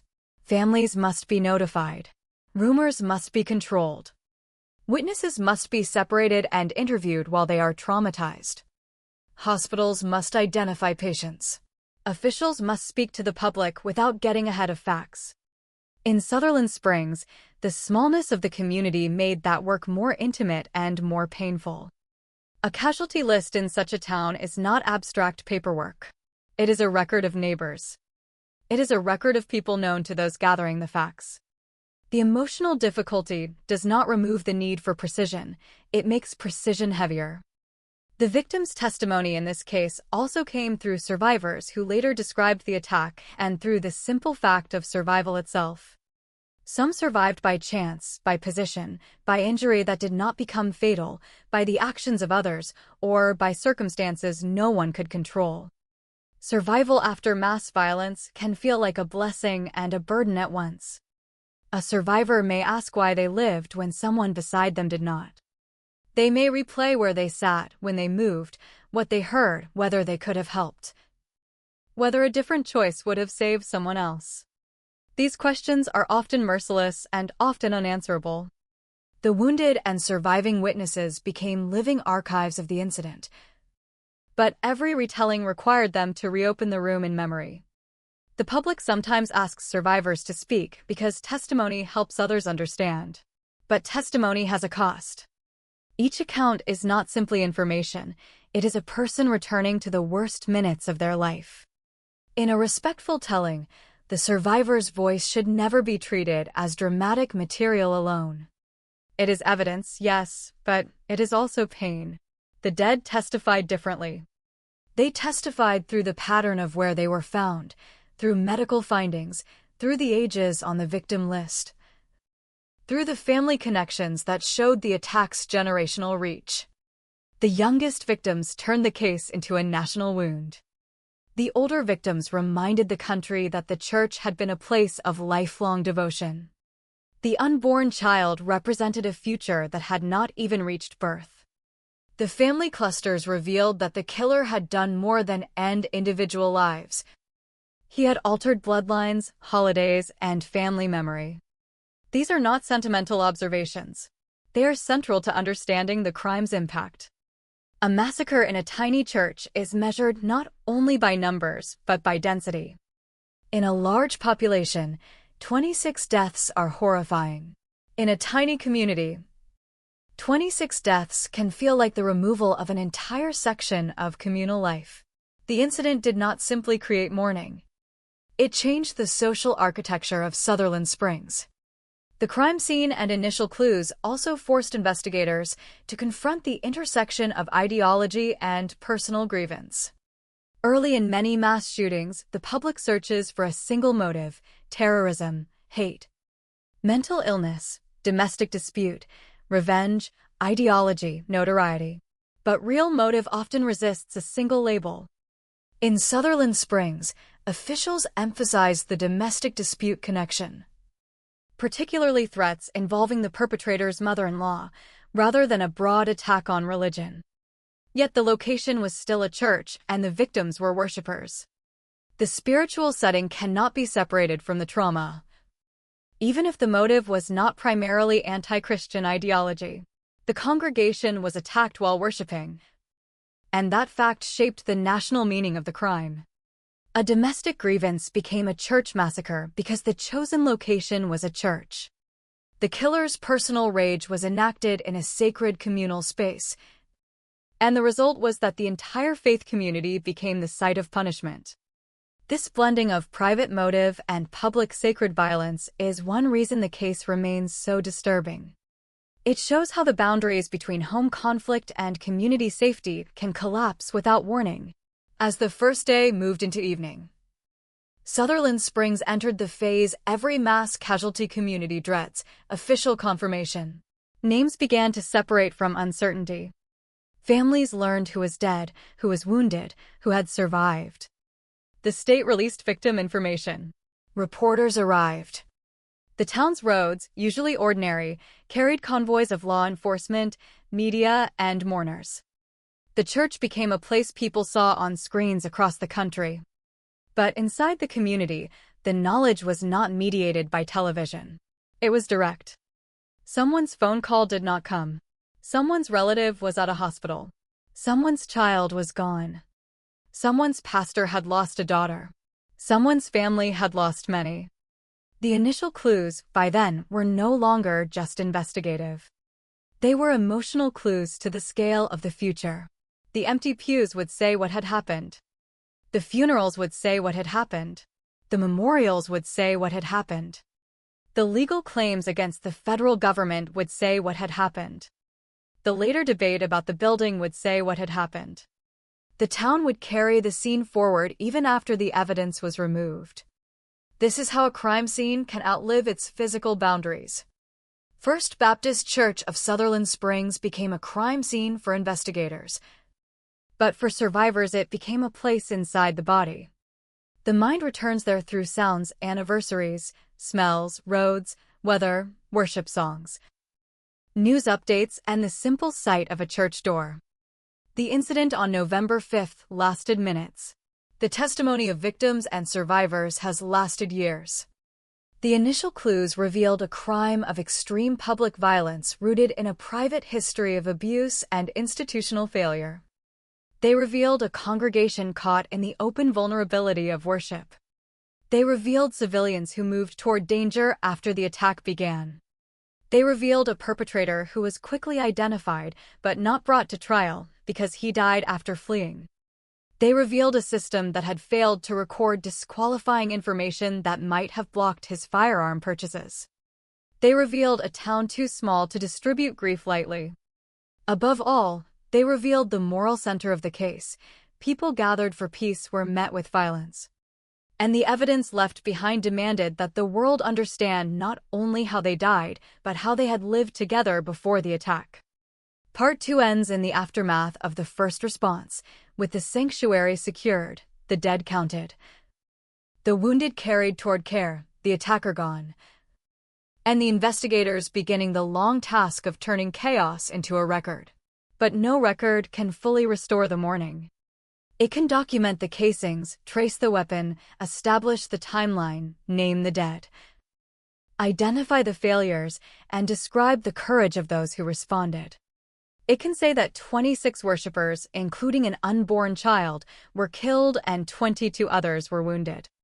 It can say that the attack took place during Sunday service in a small Baptist church in Sutherland Springs, Texas. It can say that the perpetrator had a violent history that should have prevented him from legally buying firearms. It can say that neighbors confronted and pursued him before he died. What it cannot do is return the sanctuary to the moment before the first shot, when the congregation was still gathered in ordinary faith, when families were still whole, when children were still restless in their seats, when the room still belonged only to prayer. That lost moment is the deepest testimony of the victims. It tells us what violence destroyed, not only lives, but the trust that allowed those lives to sit together unguarded in a small white church on a Sunday morning. Part 3 continues from the public record. Investigators quickly identified Devin Patrick Kelly as the attacker. Later official findings focused heavily on his prior Air Force domestic violence conviction. The failure to submit that disqualifying record to the FBI background check system, and later civil accountability over that failure. Dodie G. Mill 1. Part 3. Suspects and Deadlock Investigation Process. In the Sutherland Springs case, the investigation did not begin with the long, shadowed uncertainty of an unknown killer slipping away without a name. The attacker was identified quickly.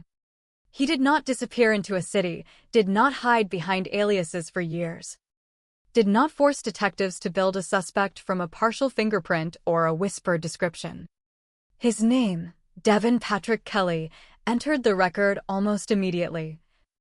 And his death after fleeing the church meant there would be no manhunt in the traditional sense, no tense search across state lines, no trial in which the killer's face could be studied from a defense table.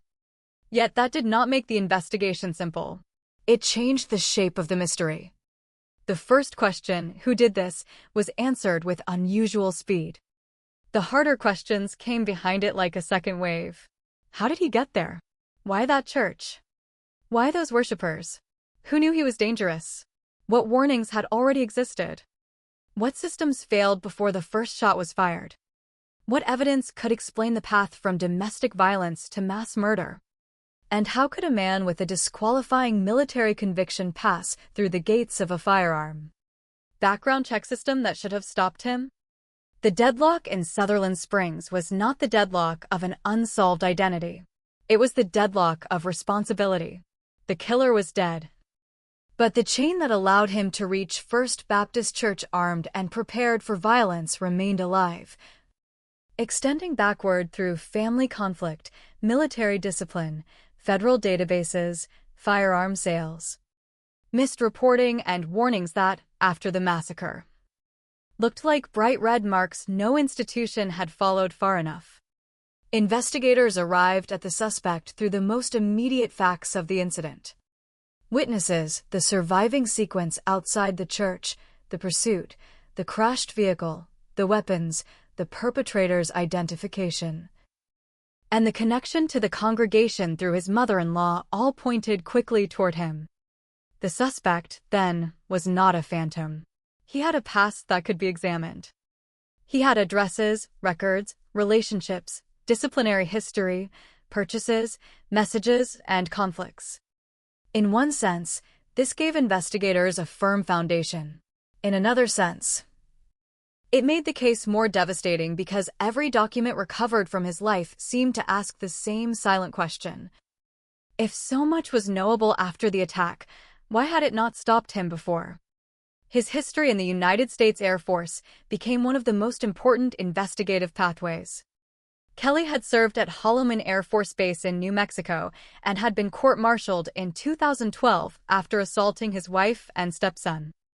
That conviction mattered because it should have been sent to the FBI's Criminal Justice Information Services Division, where it would have entered the databases used by the National Instant Criminal Background Check System. In plain language, the military record should have followed him into the civilian world when he attempted to buy firearms. It did not. The Department of Defense Inspector General later found that the Air Force failed to submit the required fingerprint and final disposition information. That failure was not a vague procedural weakness. It was a specific break in the line of prevention. A conviction existed. The rule requiring reporting existed. The database existed. The background check process existed. Yet the record did not arrive where it needed to be. Investigators looking backward could see the missing link with painful clarity. The church floor held the final evidence of violence, but the earlier evidence lay in paperwork that had not moved. This is what made the investigation expand beyond the shooter's body and weapons. It became an inquiry into omission. A missing record is a quiet thing. It does not burst through a door. It does not make noise on a Sunday morning. It waits unnoticed in the machinery of government until the day its absence becomes visible through catastrophe. The suspect's domestic history also gave investigators the clearest path into motive. Public reports and official statements described the attack as connected to a domestic dispute rather than a generalized attack on religion. Kelly's mother-in-law was associated with First Baptist Church, though she was not present that morning. He had reportedly sent threatening messages.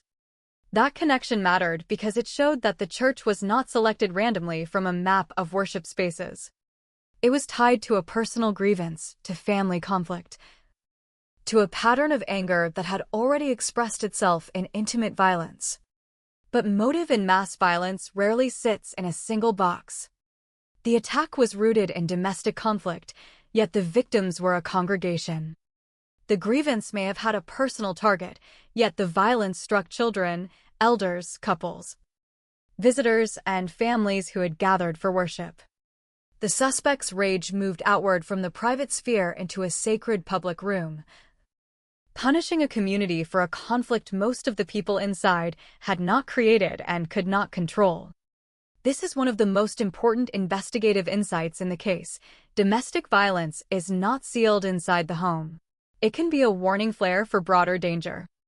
A person who has already used violence against intimate partners or children has crossed boundaries that matter. When those patterns meet grievance, access to weapons, and a desire to punish, the risk can move beyond one household into an entire community. Investigators had to reconstruct that movement, not because it excused anything, but because prevention depends on understanding how private violence becomes public massacre. Kelly's record revealed more than a single bad act. It revealed a pattern of instability, violence, and threats. His Air Force court-martial included assault against his wife and stepson, and later court findings in civil litigation would emphasize that Air Force officials had information suggesting he was dangerous, including evidence of severe mental health concerns and threats. After the massacre, those facts became unbearable because they placed the attack inside a preventable frame. A stranger with no prior record is difficult for systems to detect. A man with a serious domestic violence conviction inside a federal military justice system is different. The law had already touched him. Authorities had already recorded his violence. He had already been separated from the military with a bad conduct discharge. His danger did not appear out of nowhere on November 5, 2017. It had been documented. The deadlock, then, was not between many suspects. It was between documented danger and institutional failure. The The question became whether the United States Air Force, by failing to report his conviction properly, bore legal responsibility for what followed. That question would later become central in civil litigation brought by survivors and families. A federal judge found the government substantially liable, assigning the Air Force a major share of responsibility for the attack. And later a settlement was reached with victims and families, but in the investigative phase.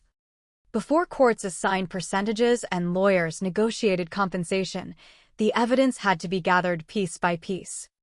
The weapons had to be traced. Purchase records had to be examined. Background checks had to be reviewed. Military records had to be pulled. Reporting procedures had to be compared against what actually occurred. Investigators had to ask a technical question with enormous human consequences. When Kelly bought his firearms, what information did the system have, and what information should it have had? The answer exposed a failure large enough to become part of the story's moral center. The suspect had been able to buy firearms from licensed dealers because the background check system did not contain the record that would have blocked him. The investigation, therefore, had two crime scenes in a broad sense. One was the church, where the physical violence occurred. The other was the administrative pathway where prevention failed. The church scene held spent casings, damaged pews, victim positions, blood evidence, witness memories, and the terrible geometry of the attack.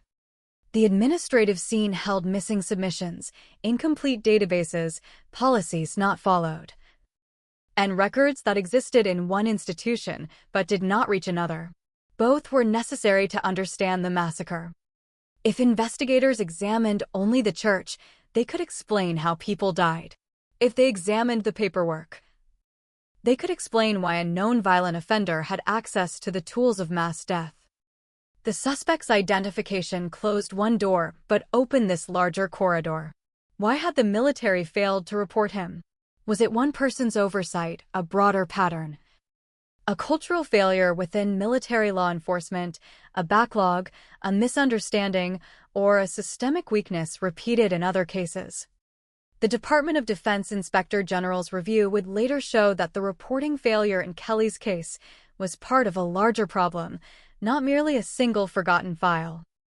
That finding made Sutherland Springs not only a local tragedy, but a national warning about data enforcement and the fragility of systems that depend on accurate information crossing bureaucratic borders.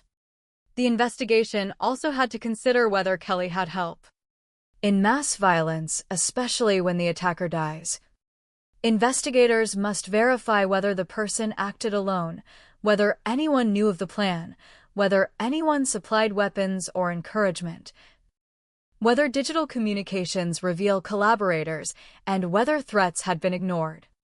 In Sutherland Springs, the Public Record Center's responsibility on Kelly alone as the attacker, but reaching that conclusion required work.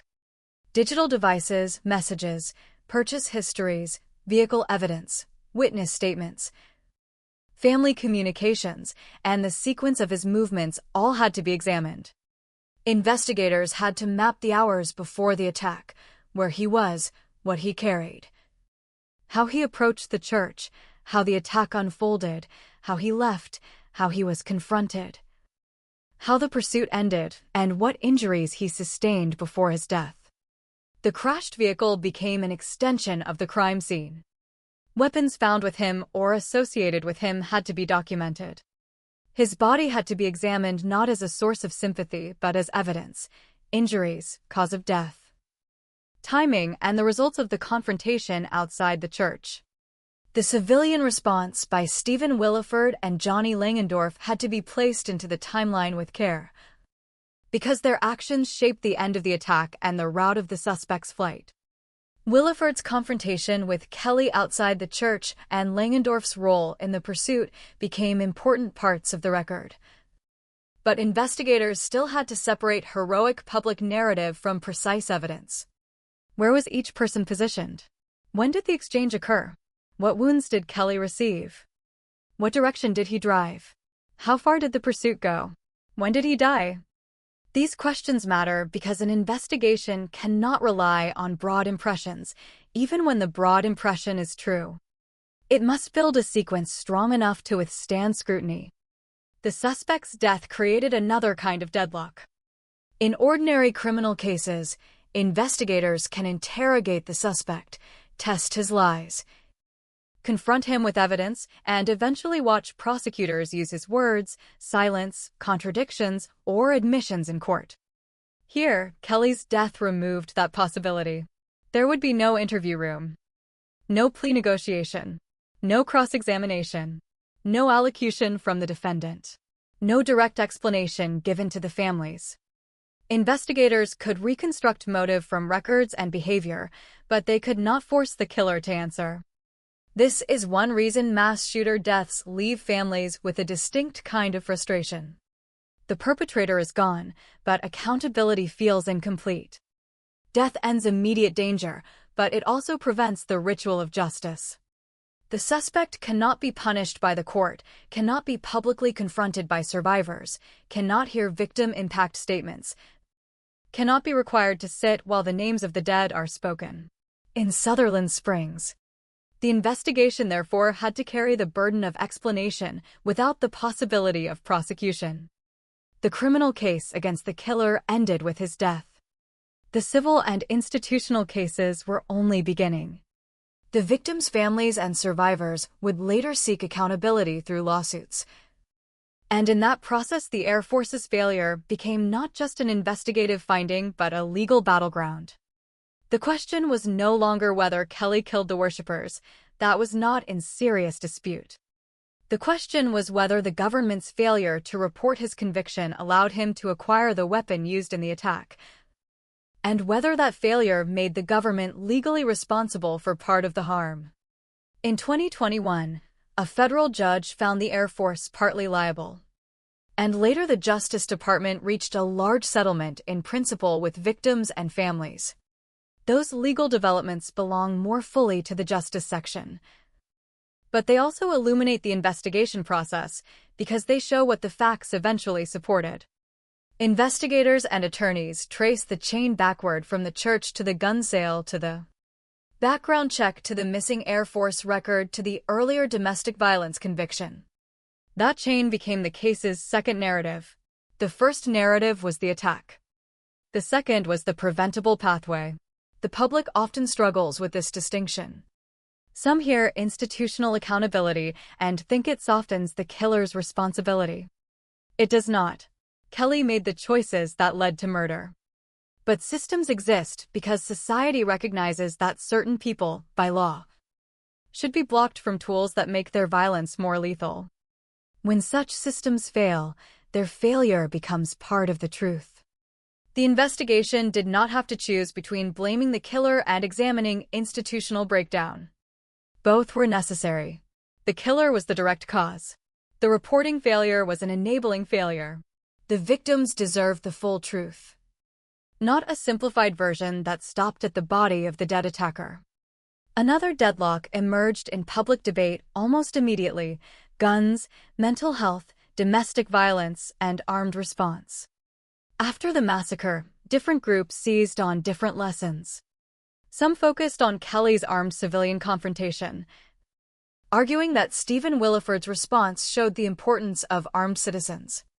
Others focused on Kelly's access to firearms despite a disqualifying conviction, arguing that the case showed the catastrophic cost of weak or failed background check reporting. Others focused on mental health, military accountability, domestic violence, rural emergency response, or church security. Each perspective captured part of the truth. But the public debate often hardened into familiar political positions before the full investigative record had settled. For the families in Sutherland Springs, these debates could feel both necessary and painful. Necessary because prevention matters. Painful because policy arguments can quickly flatten the dead into talking points. The investigation had to resist that flattening. Evidence is not a slogan. It is specific.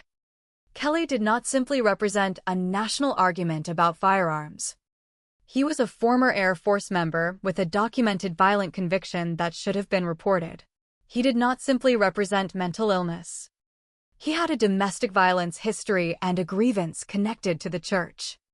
He did not simply represent the danger of unsecured public spaces. He attacked a specific congregation tied to his family conflict.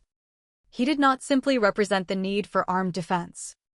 He reached the sanctuary before anyone could stop the catastrophic harm. The investigation's task was to hold all these facts in their proper order. The deadlock in public meaning did not prevent investigators from building factual meaning, but it made the case part of a larger national argument almost before the blood had dried. The search of Kelly's background also brought attention to warning signs beyond his military conviction. Reports described prior domestic violence, threats, animal cruelty allegations, escape from a mental health facility, and other troubling behaviors. In the language of threat assessment, these details are not isolated oddities. They can form a pattern of escalating risk, particularly when combined with grievance, weapon access, and instability.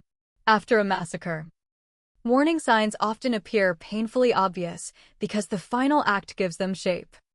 Before the final act, those signs may be dispersed across different systems and people. A military file, a family memory, a police report, a social media statement, a purchase record, a school or workplace concern, a mental health note. The challenge is that no single person or institution always sees the whole pattern. Sutherland Springs showed the deadly cost of fragmentation. The Air Force knew some things. Family members knew some things. Background check systems should have known some things but did not. Retail firearm sellers saw only the result of a check that passed. Local people may have known parts of his behavior but not the full danger. The investigation after the attack stitched these fragments together. The resulting picture was horrifying because it suggested that the danger had been visible in pieces, just never assembled into a barrier strong enough to protect the congregation. The suspect's connection to the church through his mother-in-law gave investigators a motive pathway, but it also forced them to consider the possibility of targeted absence. His mother-in-law was not at the service. That fact deepened the tragedy. If the person tied most directly to his grievance was absent, the people present became substitutes. The attack, therefore, contained a grim randomness within a targeted choice. The church was not random, but many of the victims were not the intended focus of his personal anger. They were there because Sunday worship placed them inside the room he chose. This is psychologically important because it reveals the moral emptiness of mass violence. The attacker's grievance becomes, in his mind, large enough to justify destroying strangers. Children, elders, and families who have no meaningful responsibility for his rage. That transformation from grievance to collective punishment is one of the clearest signs of an offender whose sense of injury has become detached from reality and fused with entitlement. He decided that his anger mattered more than the lives of everyone in the sanctuary. The investigation could trace that decision through messages, history, and movement.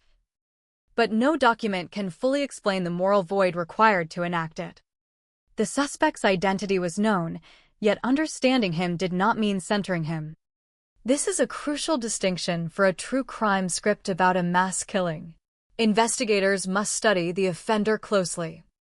Storytellers must be careful not to make him the star. In Sutherland Springs, the people who deserve the narrative center are the victims' survivors. Families, responders, and the community forced to live with the consequences. The perpetrator's background matters because it reveals warning signs and failures. It does not deserve fascination for its own sake. His actions were not brilliant, mysterious, or larger than life. They were devastating, cruel, and enabled by preventable gaps. The investigation stripped away any illusion of dark grandeur. What remained was a man with a history of domestic violence, a disqualifying conviction that was not properly reported, access to weapons, grievance toward family, and the willingness to attack a room of worshippers. That is not mythology. It is a record of failure and harm. The investigation into the crime scene continued alongside the background investigation. Forensic teams documented the church, collected ballistic evidence, identified the weapons, mapped the shots, confirmed the number and location of victims, processed the attacker's vehicle, and coordinated medical and autopsy findings. The sanctuary became a map of violence. Every mark told part of the sequence. Shots fired outside showed the attack's opening. Interior damage showed movement and direction. Victim positions helped reconstruct where people had been seated or had tried to move. Evidence outside the church connected to the confrontation and pursuit. The crashed vehicle closed the physical route. Investigators had to turn chaos into chronology. Approach, first shots, entry, interior attack, exit, confrontation, flight, crash, death.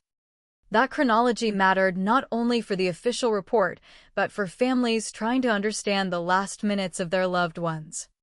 In mass casualty cases, families often want details that outsiders may find unbearable. Where was my child? Did my spouse suffer? Who was near them? Were they alone? Did someone try to protect them? Did they know what was happening? Investigators cannot always answer all of those questions. And sometimes answers bring pain rather than comfort. But the desire to know is part of grief. The crime scene becomes the last page of a loved one's life. And families search it for any trace of meaning, protection, courage, or mercy. The deadlock after the suspect's death also meant there would be no single courtroom narrative to unify the facts for the public. Instead, the investigation's findings moved through press conferences, reports, lawsuits, news stories, and later commemorations.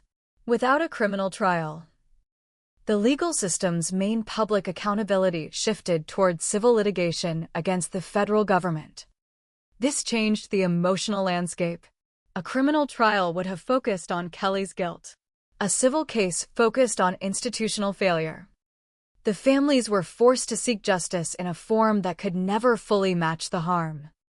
Financial settlements acknowledge responsibility and support survivors, but they cannot punish the dead attacker or restore lives. Still, civil accountability mattered because it placed official weight behind the claim that the Air Force's failure was not hypothetical. It mattered because survivors and families could point to a court record saying that the system failed them. It mattered because the case forced reforms and renewed attention to military reporting requirements. In this sense, the investigation's deadlock around a dead perpetrator produced another kind of answer. If the killer could not be tried, the institutions that failed to block him could still be examined. The Sutherland Springs investigation, therefore, became a layered inquiry into direct guilt, motive, access, response, prevention, and aftermath. It did not need to identify a hidden suspect, but it needed to identify hidden failures. The suspect was Kelly. The deeper suspects, in a structural sense, were negligence, fragmentation, and complacency. A domestic violence conviction not entered into the system. Warning signs not converted into sustained intervention. A background check only as strong as the records it contains. A small church left to absorb the cost of errors made far from its walls. These are not suspects in the criminal sense, but they are forces the investigation exposed. The deadlock was that none of those forces could be sentenced like a person. A bureaucracy cannot sit in a jail cell. A missing record cannot apologize to a child's family. A failed reporting procedure cannot hear the names of the dead and feel shame. This is why institutional accountability often feels incomplete even when it is legally significant. It names failures, assigns liability, and sometimes changes policy. But it cannot satisfy the human desire to see responsibility embodied in one living person who must answer. Kelly's death denied the families that form of confrontation. The Air Force's failures gave them another arena, but not a replacement for a trial. In the end, Part 3 of the Sutherland Springs story is about an investigation that moved quickly from identification to explanation, then from explanation to accountability. Detectives, forensic teams, federal reviewers, attorneys. And families all followed the path backward from the sanctuary to the shooter's life, and from the shooter's life to the systems that failed to contain his danger. The first suspect was easy to name.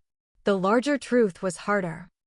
It required admitting that the massacre was not only the product of one man's violence, but also of a chain of missed barriers. It required seeing domestic violence as a warning of public danger. It required understanding that records matter, that databases matter, that military justice does not end at the base gate, that a rural church can become the final place where distant administrative failures reveal themselves in human bodies. The investigation did not stall because no one knew who fired the weapon. It stalled against the limits of prevention after the fact, against the impossibility of trying a dead killer, against the difficulty of turning grief into policy, and against the country's tendency to argue familiar positions before fully honoring unfamiliar pain. What remained was a record written in two inks, one ink made from evidence in the church, the other from records that should have existed in the background check system, but did not. Together, they told the same terrible story. A violent man reached a peaceful room. The law had known enough about him once to mark him as disqualified. The mark was not carried forward. A congregation paid the price. And in the small town left behind, the investigation could name the attacker, name the failures, name the victims, and name the sequence. But it could not undo the Sunday morning when all those names became bound together forever.